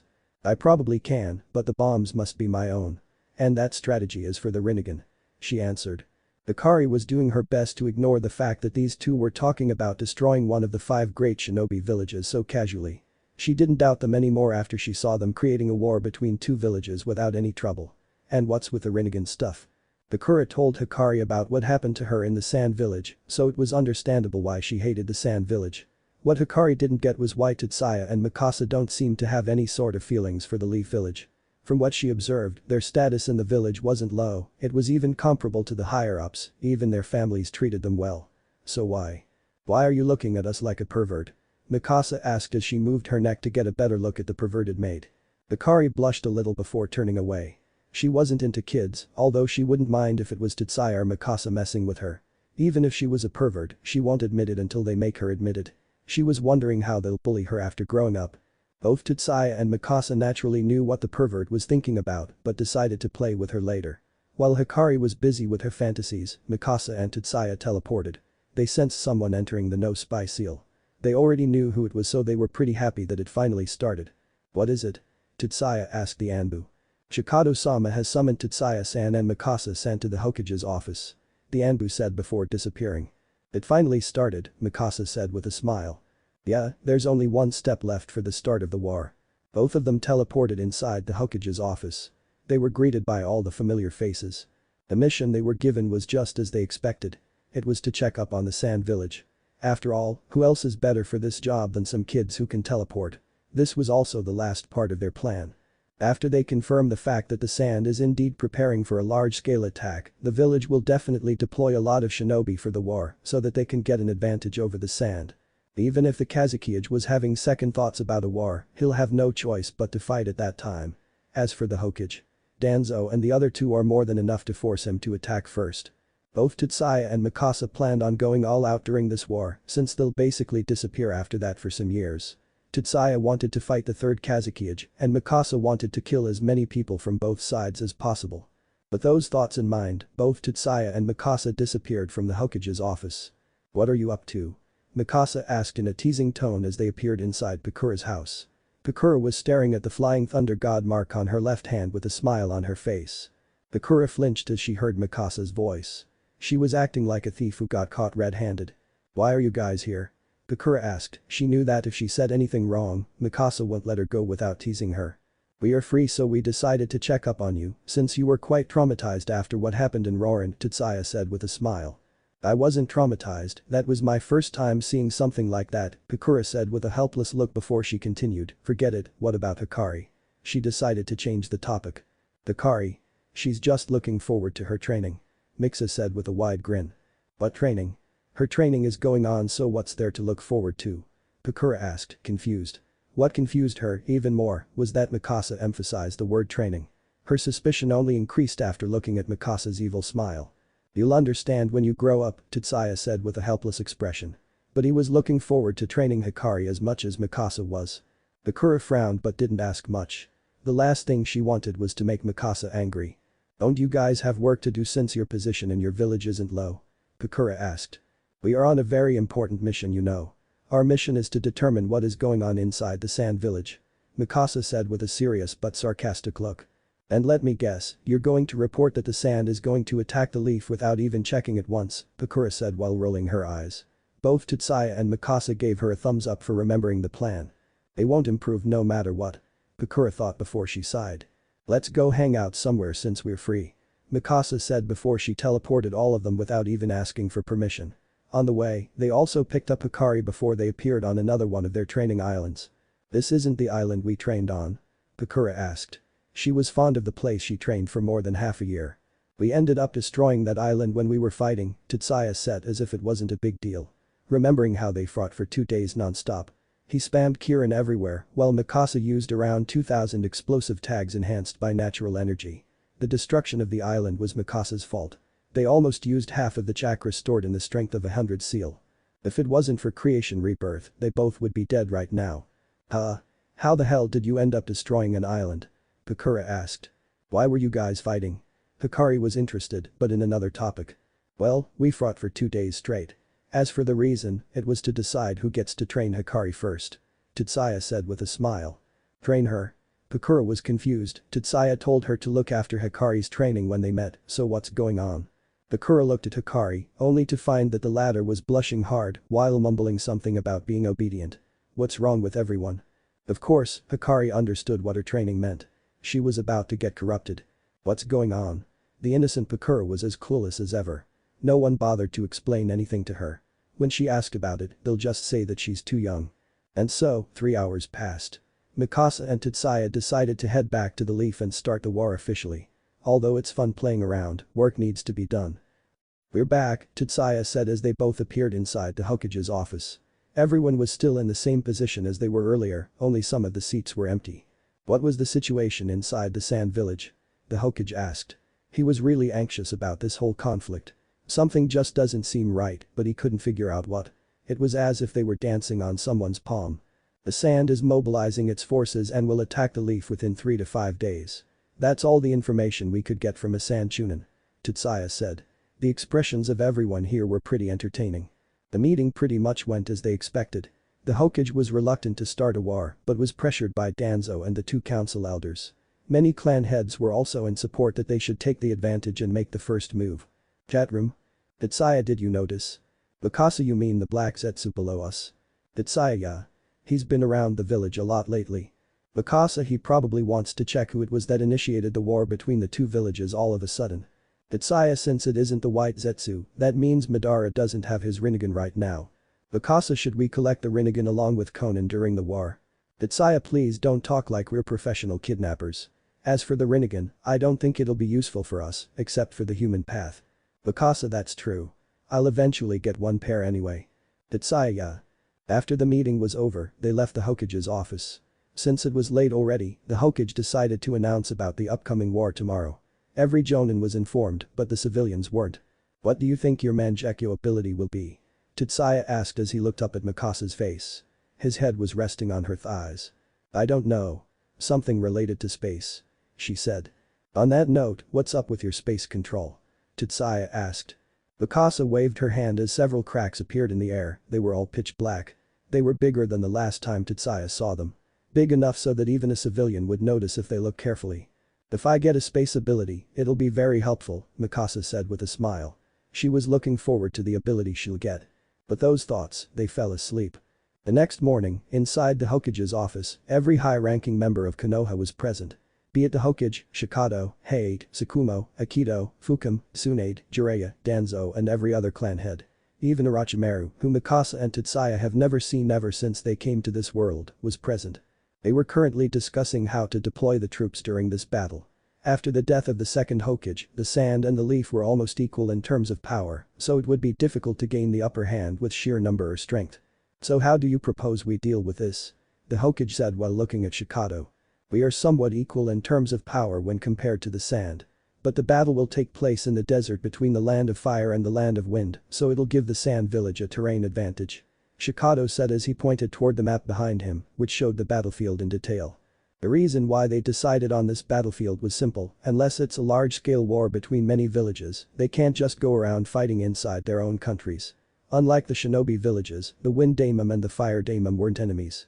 We currently have 4 S-rank shinobi within our ranks that can leave the village. That being the Hokage, Tsukumo, Tetsuya and Mikasa. As for the sand, they have the 3rd Kazekage, the honored siblings Chiyo and Ebizm, along with Hyo and Aori, who can match a cage when working together. Shikado explained the current strength of both the sand and the leaf. While the current legendary Sannin can fight against a cage together, they were told to stand by. Only Tsunade will support the troops from behind along with the medical team. Don't we have the advantage in the number of cage tier shinobi? Hiyashi asked. It's not about the number of cage tier shinobi. The main problem is the one-tail Shukaku, we don't have a Jinchuriki that can fight. Although the new Jinchuriki has been selected, it'll take years before she matures. Not to mention we're fighting in Shukaku's territory. The Hokage replied Hiyashi. Our main goal is to decide who will be facing who, Shikado said with a serious look. It's always important to choose your opponent wisely. I will deal with Hyo and Aori, Tsukumo said. Everyone inside the room knew what happened with his wife, so there were no objections. Okay. Next. Shikado said. I'll deal with the 3rd Kazekage when he shows up, Tetsuya said with a harmless smile. There's no way that cage tier shinobi or the Jinchuriki will go and start the war, or at least that's what Tetsuya thinks. Are you sure? Height asked. Although he was a cage tier shinobi, there's no way that the Anbu commander can be deployed in the war. He was still worried about Tetsuya even though he knew that Tetsuya can always run away with the flying thunder god. Don't worry. If Yado hasn't improved since the last time we fought, I'll be able to barely match him. Tetsuya said. Unlike before, if Tetsuya fought Yado with his current strength, he'll be able to cut one of his limbs without much trouble. Although he was confident, his chances against Yado right now were around 80%. Of course, that is if Yado didn't improve ever since their last fight. I'll deal with the cannon fodder until Shukaku arrives, Mikasa said with a smile. Both of them had plans for Shukaku, so they can't let someone else deal with it. Mikasa's job was to force the Kazekage and the Jinchuriki to come out earlier than they planned. It was decided that Hiruzen will deal with the honored siblings. The plan was to divide the battlefield into 3 parts. Each one will have a cage tier in charge. The sand will have no choice but to react according to this strategy.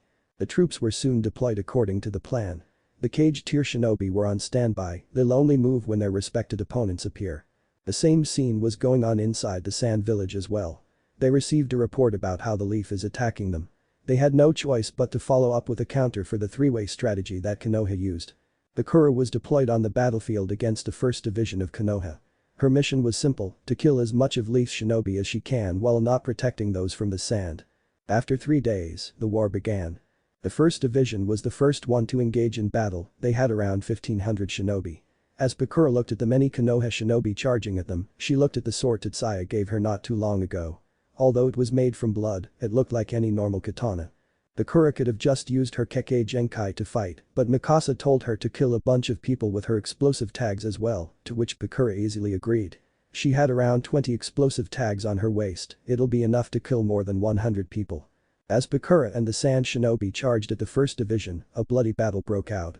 Although the area covered wasn't much, everyone still had enough space to have a group battle. Sakura enhanced her sword with wind chakra to increase the sharpness of her sword. After her body was enhanced by natural energy, her physical speed and agility were better than normal jonin by a long margin. She came across a group of 3. A jonin along with 2 chunin. Sakura rushed towards them at a high speed as she slashed her sword down vertically in front of the jonin. "Is that all you got, kid?" The jonin sneered. While the jonin was holding Sakura back, the 2 chunin also came from each of the directions with kunai in their hands. Sakura looked around her before she smirked. "It's a trap. Get back." The jonin shouted. But alas, it was too late. Sakura turned into sand before any of them could react. Sand clone. The jonin thought as he saw the 2 explosive tags that were inside the sand. He was already making hand seals the moment Sakura turned into sand. He pressed his hands on the ground. Earth release. Mud wall. Boom. With a loud explosion, one of the chunin was directly killed and the other was pushed back several meters, heavily injured. The jonin was in a much better shape, but he was still flying back. As he landed, he looked around, trying to find the real Sakura. Before he knew it, he saw a young girl with green hair that she tied in a bun on top of her head standing behind a headless body. As he looked at the body, he realized it was his body. He didn't have much time to think before his vision started to go dark. The last thing he saw was Sakura looking at him with a small smile. Sakura didn't bother with the dead guy any longer before she used her body flicker to finish the injured chunin off before moving forward. Tetsuya told her that no matter how, as long as she can dispose of her enemies, it's her win. There's no honor in a life and death battle. That was the reason she was able to kill these 3 so easily without even using her Kekkei Genkai. But if any one of them was a censor, it wouldn't have worked out so well. Sakura continued with this momentum for 3 days. For her, who was trained by Tetsuya, it wasn't difficult to stay on the battlefield non-stop for many days. The Kazuki-age instructed her to get back on the base the moment she is tired or injured. If it wasn't for her stubborn attitude, the Kazuki-age wouldn't have allowed her to go alone. She had already used most of the explosive tags she brought with her. The number of people she killed in the past 3 days was more than 150. She also made sure to reveal her scorch release so that they'll recognize it when the time comes. Not enough. Sakura thought as she tossed the food pill inside her mouth. Unlike the normal food pill, the one she ate was very good. It was given to her by Mikasa. She was sitting between some rocks. Although this location wasn't safe, it was more than enough for her to have some rest. "Hello?" Sakura said in her mind. This was the first time she tried to use the communication slip given to her by Tetsuya. "What are you up to?" Tetsuya's voice sounded in her head. It was quite weird but she didn't mind. "Is there a caged tier inside the 1st Division's base?" Sakura asked. "No. As long as the sand doesn't send a caged tier, the only one who'll be deployed is Mikasa." "What are you planning?" Tetsuya asked, somewhat doubtful. "I plan on raiding the 1st Division's base," Sakura said. "That'll be fun. Just don't overdo it," Tetsuya said. "Yeah," she said before peeling off the communication slip from her wrist. Sakura looked at the Leaf's 1st Division base, which was at a distance from her current position. "Let's wait for a week," Sakura thought. She informed the Sand Village about a raid, asking for people to take over the 1st Division's base before a caged tier appears.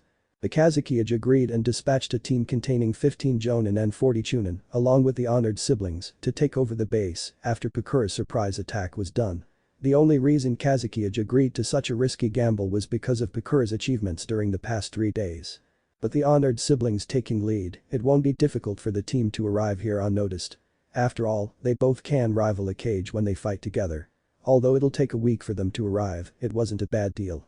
The whole week, Pakura observed the situation of the base from afar. She was on guard against any insects that belonged to the Aburam clan. After a week passed and she confirmed that the team has arrived, the first thing Pakura did was kill the 2 Konoha shinobi who were on guard duty around the base. The only thing she was careful about was the Aburam and the Hyuga clan while sneaking around the base. She transformed into the kunoichi she killed before changing her clothes and headband into that of Konoha shinobi. Even for her, it was impossible to infiltrate the base without anyone noticing. So she decided to do what Tetsuya and Mikasa would do, barge in with full force. She walked in front of the entrance, there was a guard with wide eyes sitting there. It was a Hyuga clan member. As he looked at Pakura, veins popped out near his eyes. Pakura used body flicker to get near the guy before slitting his throat. Although she was quick, the base was already alarmed. She placed the 2 explosive tags she had around the entrance before she disappeared. Boom. The explosion created quite a commotion inside the base. No one in the leaf expected the sand to attack the base so soon. During this commotion, Pakura appeared in the center of the base before she started killing people with her scorch release. "It's Pakura from the sand." Someone shouted as he looked at his comrades who turned into dry corpses the moment they came in contact with the small suns floating around Pakura. 7 small suns were floating around Pakura, killing anyone they touched. Even if someone tried to protect themselves with chakra, normal jonin won't be able to do it. Water release. Water bullet. Many of the surrounding shinobi used water-related jutsu to counter Pakura's scorch release. As the water collided with the small sun, mist covered the whole area. Pakura already knew about her weakness and she was trained in fighting inside the mist. The only thing she needed to do was hide her presence and kill others with the help of her sword. It's been half an hour since this began and she has already killed more than 40 people. At this moment, a strong gust came, clearing the dense mist. Pakura looked around, she was surrounded by more than 300 leaf shinobis, but she didn't panic. The closer they were to her, the closer they were to death. Everyone was on guard against the 10-year-old girl in front of them. What they saw just now shocked many of them. They never heard of such a talented kid being born in the sand village. As everyone was on guard, Pakura raised both of her hands as several small suns started to gather above her head. In seconds, the sun above her head was many times bigger than her. Many shinobi surrounding her used water release, but the temperature was so high that it didn't even reach the sun. Pakura's Kekkei Genkai also gave her absolute resistance against scorch release. She wasn't worried about it affecting her in any way. That was the only reason she created such a technique. Seeing that some of them were trying to escape, Pakura smirked. Scorch release. Great steaming explosive blast. Boom. An explosion big enough to cover a radius of more than 100 meters. The temperature around Pakura was so high that the sand around her feet was melting. There was nothing left in the radius of 100 meters with Pakura as the center, not even ashes remained. She used more than 70% of her chakra reserves for this explosion. Most of it was wasted since she didn't have enough time to activate the technique properly. But it was still enough to kill more than 150 people that were surrounding her. The rest of them were either seriously burned or weren't able to move because of the high temperature and injuries. The base right now only had around 500 people. Most of the jonins who were close to her were dead. That first explosion was also the signal for the team prepared by the Kazakiage to barge into the Leaf's base. Not long after, the team arrived and it wasn't difficult to take over the base. Those who resisted were killed on the spot, while some were kept alive to torture them for information. The Hyuga and Uchiha clansmen were captured without a delay. After a day, the whole 1st Division base, including the supplies stored, now belonged to the Sand Village. After this incident, Pakura's reputation within the Sand Village skyrocketed. Both of the villages weren't planning on deploying caged tier shinobi before anything big happened. But no one expected that Konoha's base will be captured because of a 10-year-old girl. Gio and Ebism were both full of praises for Pakura. Now that they've settled down on this base, the Sand's momentum during the war increased tremendously. The Leaf was already changing strategies and planned to deploy their own caged tier soon. Even the 3rd Kazakiage didn't expect the plan to go so smoothly. The main reason he sent Chio and Ebism was to bring back Pakura in case something happened. But he was pleasantly surprised when he heard that the base was already under their control. In the past 11 days, the Leaf lost around 900 people. Out of which more than 500 died because of Pakura. This gave her the title Pakura of the Scorch Release. Along with a bounty of 20 million ryo. Meanwhile, the Sand lost around 500 people. Both Mikasa and Tetsuya nodded in appreciation as they looked at the new addition to the bingo book. She made us proud, Mikasa said with a wide smile. What are you? Her mother? Tetsuya thought. It's about time for us to enter the war, Tetsuya said. Yeah. My explosive tags have already killed more than 400 people. It won't be long before my mangyeko awaken. Mikasa said while chanting space ability again and again. Tetsuya was also looking forward to his fight with Yato. If Yato didn't come to the battlefield, he would just do what he did last time.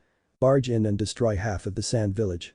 It was about time for the real fight to begin. It's been 4 days since Konoha lost the 1st Division's base that was captured by the sand village. In these 4 days, both of the villages deployed their caged tier shinobi on each of the battlefields. Danzo refused to take part in the war, saying that he and the root is essential for the protection of the village. The Hokage had no choice but to leave the village in Hate's hands, telling him to keep an eye on Danzo.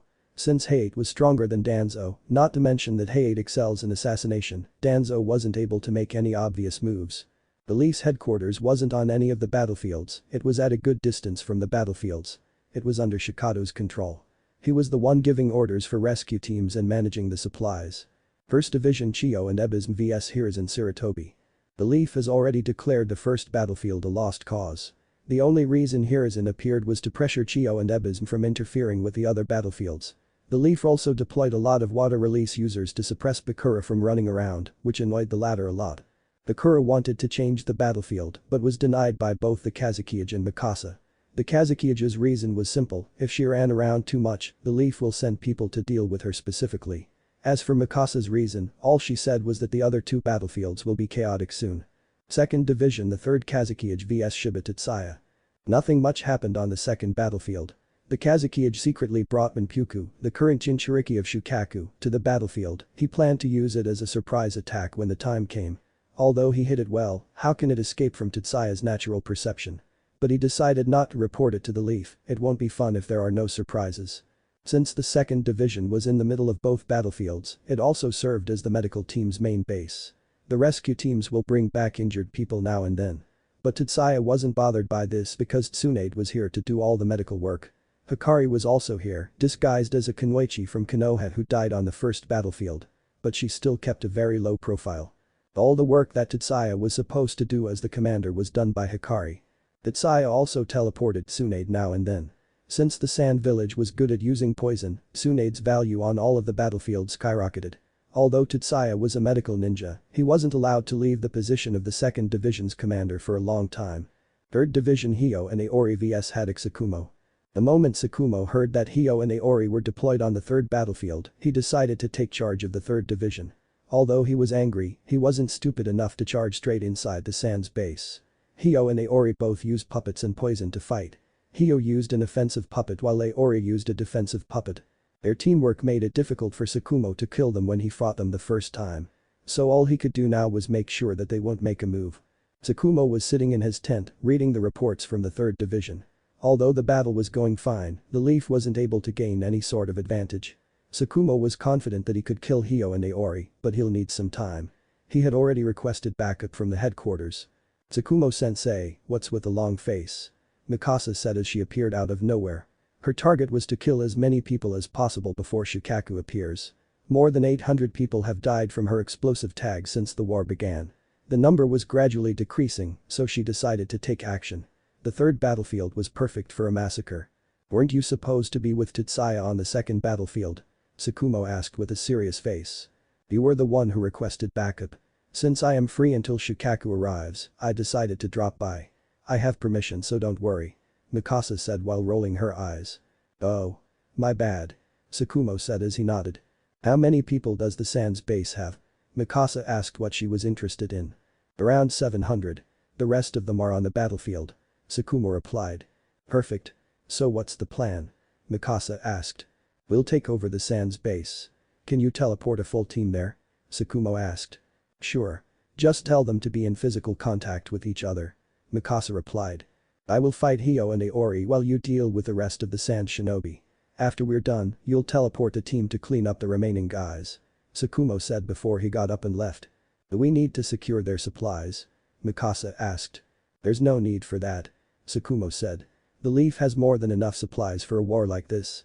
So it means I can destroy the whole base. 700 should be enough. Mikasa thought as she smiled. She could feel that her sharingan only needs one big push to evolve. For her, killing Hyo and Aoi would be a piece of cake. With her teleportation ability, she is the fastest shinobi alive right now. Although her teleportation range is only 100 meters, it's more than enough to fight. The people who can survive against her speed can be counted on one hand. The only reason she can't beat Tetsuya is that he can sense where she is about to teleport. Not to mention she isn't someone who fights one-on-one that much, her forte is destroying things on a large scale. It took Mikasa 3 days to reach the Sand's base. The only reason it took her so long was that she decided to kill some people along the way. She killed around 100 shinobi from each side on the third battlefield. I wonder if I should just destroy that base alone.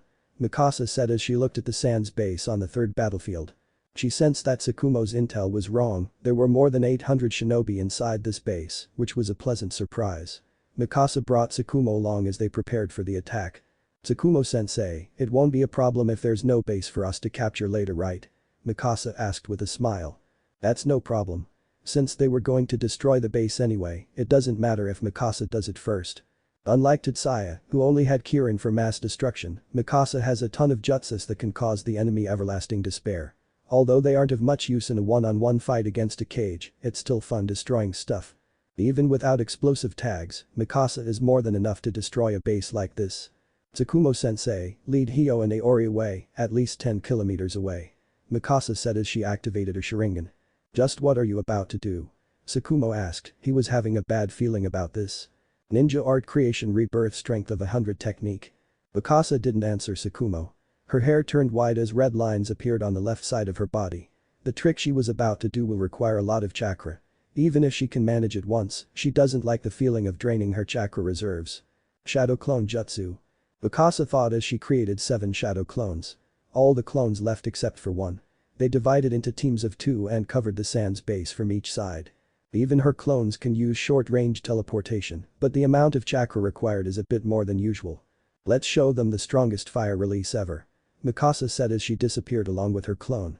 Tsukumo understood that she was about to do something crazy but didn't say anything, and soon, he disappeared as well. After half an hour, every clone was in position as Mikasa and Tsukumo appeared in front of the Sand's base.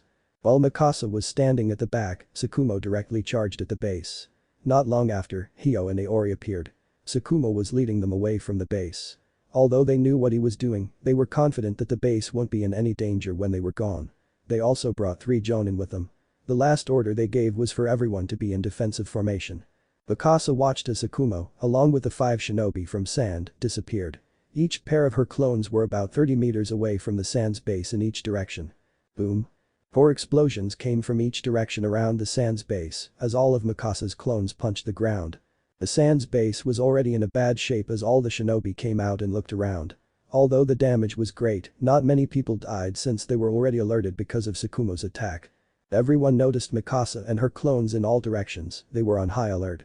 But alas, the moment the clones took their positions, the base was already doomed. Although I can only exert half of this jutsu's power without Tetsuya, it should be more than enough to deal with this. Mikasa said as she smiled. She was looking forward to the results. Mikasa formed the seal of confrontation with her right hand, while her clone did it with its left hand. A similar scene was happening in each direction. High release. Great fire annihilation. A literal sea of blue flames came out of Mikasa's mouth as it charged towards the Sand's base. 1 clone in each direction followed her lead as the Sand's base was now covered with blue flames, charging at them from all directions. The blue flame is thanks to the natural energy added to the jutsu while needing the chakra for it. These flames are way hotter than normal flame release. Everyone who looked at it was almost losing hope, but Mikasa wasn't done yet. Wind release. Great breakthrough. The remaining clones used her strongest wind release to enhance the great fire annihilation. The sea of blue flames was doubled in size as its firepower almost tripled. If it were to be compared to Madara's great fire annihilation, it'll be double that size with firepower many times greater. Wind release not only enhanced the firepower but the range as well. Without it, her great fire annihilation would only cover around 100 meters with the help of natural energy. But now, it can cover the whole Sand's base without a problem. Not long after, every inch of Sand's base was covered in flames. All of the Sand shinobi were trying their best to defend themselves. All the jonin were able to survive with only some injuries, while the chunin were heavily injured. As for the genin, they were all dead, burned alive. But the jutsu wasn't something this simple, the real technique only began when all the 4 sea of flames meet at the center. If someone wants to stop it, all they have to do is disturb any one of the coming attacks. Combination technique. Hellfire. Mikasa said as she saw that all the 4 attacks were about to meet before she teleported to Tsukumo's location. No one noticed her appear next to Tsukumo because the moment she appeared. Ooh. An explosion so big happened in the Sand's base on the third battlefield that the shockwaves reached both the second and the first battlefields. If it wasn't for the cloud of smoke at a great distance, everyone on those battlefields would have thought that it was an earthquake. Tsukumo and the Sand Shinobi, who were around 15 kilometers away from the base, were all blown away by several hundred meters from the winds of the explosion. Mikasa was an exception since she used fly at the right moment. The crater with a diameter of 8 kilometers was created where the Sand's base once stood. The depth of this crater was more than 10 kilometers. This was the final result of the combination technique. Hellfire.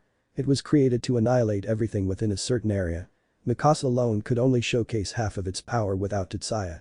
Her synergy with Tetsuya was better than that with her own clones. On the other hand, Tetsuya can't show more than 30% of the technique alone because his mastery over flame release isn't enough. Not to mention he prefers Kirin for this kind of thing. This explosion was also the signal for the 3rd Division to charge at full force. But they forgot the moment they heard such a big explosion, even the Sand Shinobi were petrified as they looked at their former base. They knew that they've won the 3rd battlefield, which made Konoha's Shinobi cheer in excitement. That's strange. I can feel that my eyes are at a level where they can evolve into the Mangekyou. So why isn't it happening? So it needs a strong emotion for it to awaken. Is that it? I wonder if excitement would do, Mikasa thought as she looked around. Her eyes landed on the petrified Aoi, the perfect target. Mikasa decided to do what she was best at, making people despair. Everyone including Tsukumo was dumbfounded as they looked at the crater behind them. What the hell was that? A Sand Jonin said as he fell to his knees. It wasn't even half as powerful as Madara's Shattered Heaven. What's the big deal? Mikasa thought as she remembered when Madara summoned a damn meteor from who knows where. Mikasa deactivated her sharingan before she spoke. It was a gift from me. Do you like it? Mikasa said as she looked at the Jonin with interest. Everyone finally noticed the white-haired girl who was standing next to Tsukumo. The smile on her face was the same as that of a child who was looking at a new toy. Mikasa waved her hand as a kunai moved towards the Jonin who was on the ground. That guy wasn't even able to register what happened before the kunai pierced his skull. How boring. Mikasa said while shaking her head. It was no fun to break weak-willed people. Mikasa didn't bother with it any longer, she teleported behind another Jonin and killed him by slitting his throat. Everyone finally snapped out of their daze as they looked at Mikasa in horror. Even Tsukumo had some fear in his heart. Hyo and Aoi finally took a defensive position against Mikasa. The human and crocodile puppet that they were controlling also moved. The crocodile moved near the two, protecting them, while the human puppet took a fighting stance as several small needles appeared in its hand. They were all coated in purple-colored poison.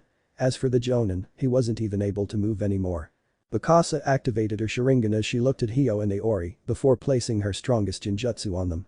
Except for Tetsuya and Hade, there aren't many people who can resist her genjutsu. Not to mention that Hyo and Aoi are only peak-level Jonin. She guessed that their natural resistance to genjutsu is related to the Kurama clan. Not long after, both Hyo and Aoi fell to their knees before they started rolling on the ground while shouting. Aiaya, nu Sasori, Aoi shouted in despair while crying. She was scratching her face so hard that it started to bleed. She looked horrible. No. Let them live. Please. It was my fault. It has nothing to do with my family. Hyo shouted with fear and anxiety clear in his voice. He was also crying just as bad as Aoi. Thud. Tsukumo unknowingly dropped his sword from his hand, it was the first time he saw something like this. Mikasa brought her right hand towards her chin as she watched the couple with a smile. Mikasa, what did you show them? Tsukumo asked. His voice wasn't as calm as before. Aoi, it's her son getting killed again and again in the most gruesome way possible. As for Hyo, it's Aoi and his son getting tortured in front of him while he can't even move. Moreover, the situation is his fault. Mikasa explained, the smile on her face was still the same. Tsukumo shivered at the thought of this. Even if they were their enemy, this is too much. As he was about to say something, he saw that blood was dripping from the corner of Mikasa's eyes as the 3 tomo in her sharingan rotated at a high speed. The pattern in her eyes changed, a 3-pointed shuriken with a curved blade appeared on it, along with 3 curved lines on each side of the shuriken. Mikasa, who felt this change, was naturally very happy. The moment she awakened her mangekyou, all of the ability's information about its abilities was already inside her head. Are you alright? Tsukumo asked in a worried tone. He didn't know about the existence of mangekyou sharingan, so he thought that it was a side effect of overusing it. I am fine. Mikasa said as she deactivated her sharingan. Her hair turned black again as she deactivated the creation rebirth. Both Hyo and Aoi came back to their senses, both of them were pale as they looked at Mikasa with fear. Mikasa unknowingly used a portion of her mangekyou ability on them while her eyes were evolving. This was the ability of both of her eyes combined. Gubiko. Similar to Tsukiyomi, it'll cast a genjutsu on the target that'll show them the death of their loved ones countless times until they mentally break. Even with a portion of its power, Hyo and Aoi, we're tortured for 8 hours straight within seconds. But what Mikasa was interested in were the individual abilities of each eye. They were better than what she expected. Aoi was only a step away from having a mental breakdown. How can a mother bear to see her child getting killed over and over again? Now that her goal was achieved, Mikasa wasn't in any mood to play with broken toys. She walked toward the last remaining Sand Jonin and placed her hand on his shoulder before he disappeared. She teleported him directly inside the sand village. Since she did so much work, why hide it? Sensei, they are all yours. What are you gonna do with them? Mikasa said while looking at Hyo and Aoi. Hyo and Aoi were afraid of what was about to happen. They knew why Sakuma was hunting them. And honestly, they couldn't blame him even if he killed them. The poison they used on his wife was made for him. Aoi even regretted getting a civilian involved in this. They weren't aware of the fact that Sakumo's wife was healed by Mikasa. But even if they said it now, will it make a difference? But even so, they had their pride as sand shinobi. They'll never beg for mercy. Let them go. Sakumo said with a sigh. That'll be considered a betrayal to the leaf. Mikasa said with a smile. She never expected Sakumo to have a soft spot for his enemies. We'll take them hostage. They have more value alive than dead. Sakumo said while shaking his head. He almost pitied them for what Mikasa did to them just now. Whatever. Mikasa shrugged before teleporting everyone to the 3rd Division's base. She would have liked to torture Hyo and Aoi more, but they were already about to break, which made her a bit disappointed. And that marks the end of this part of the story. If you guys made it this far and want more contents like this, comment down below to let me know. Thanks for sticking out till the end. Anyways, I would gladly appreciate every likes, comments and subscribes I could get on the series. It only takes a minute and best of all, you can show your support for absolutely no cost. See you in the next one.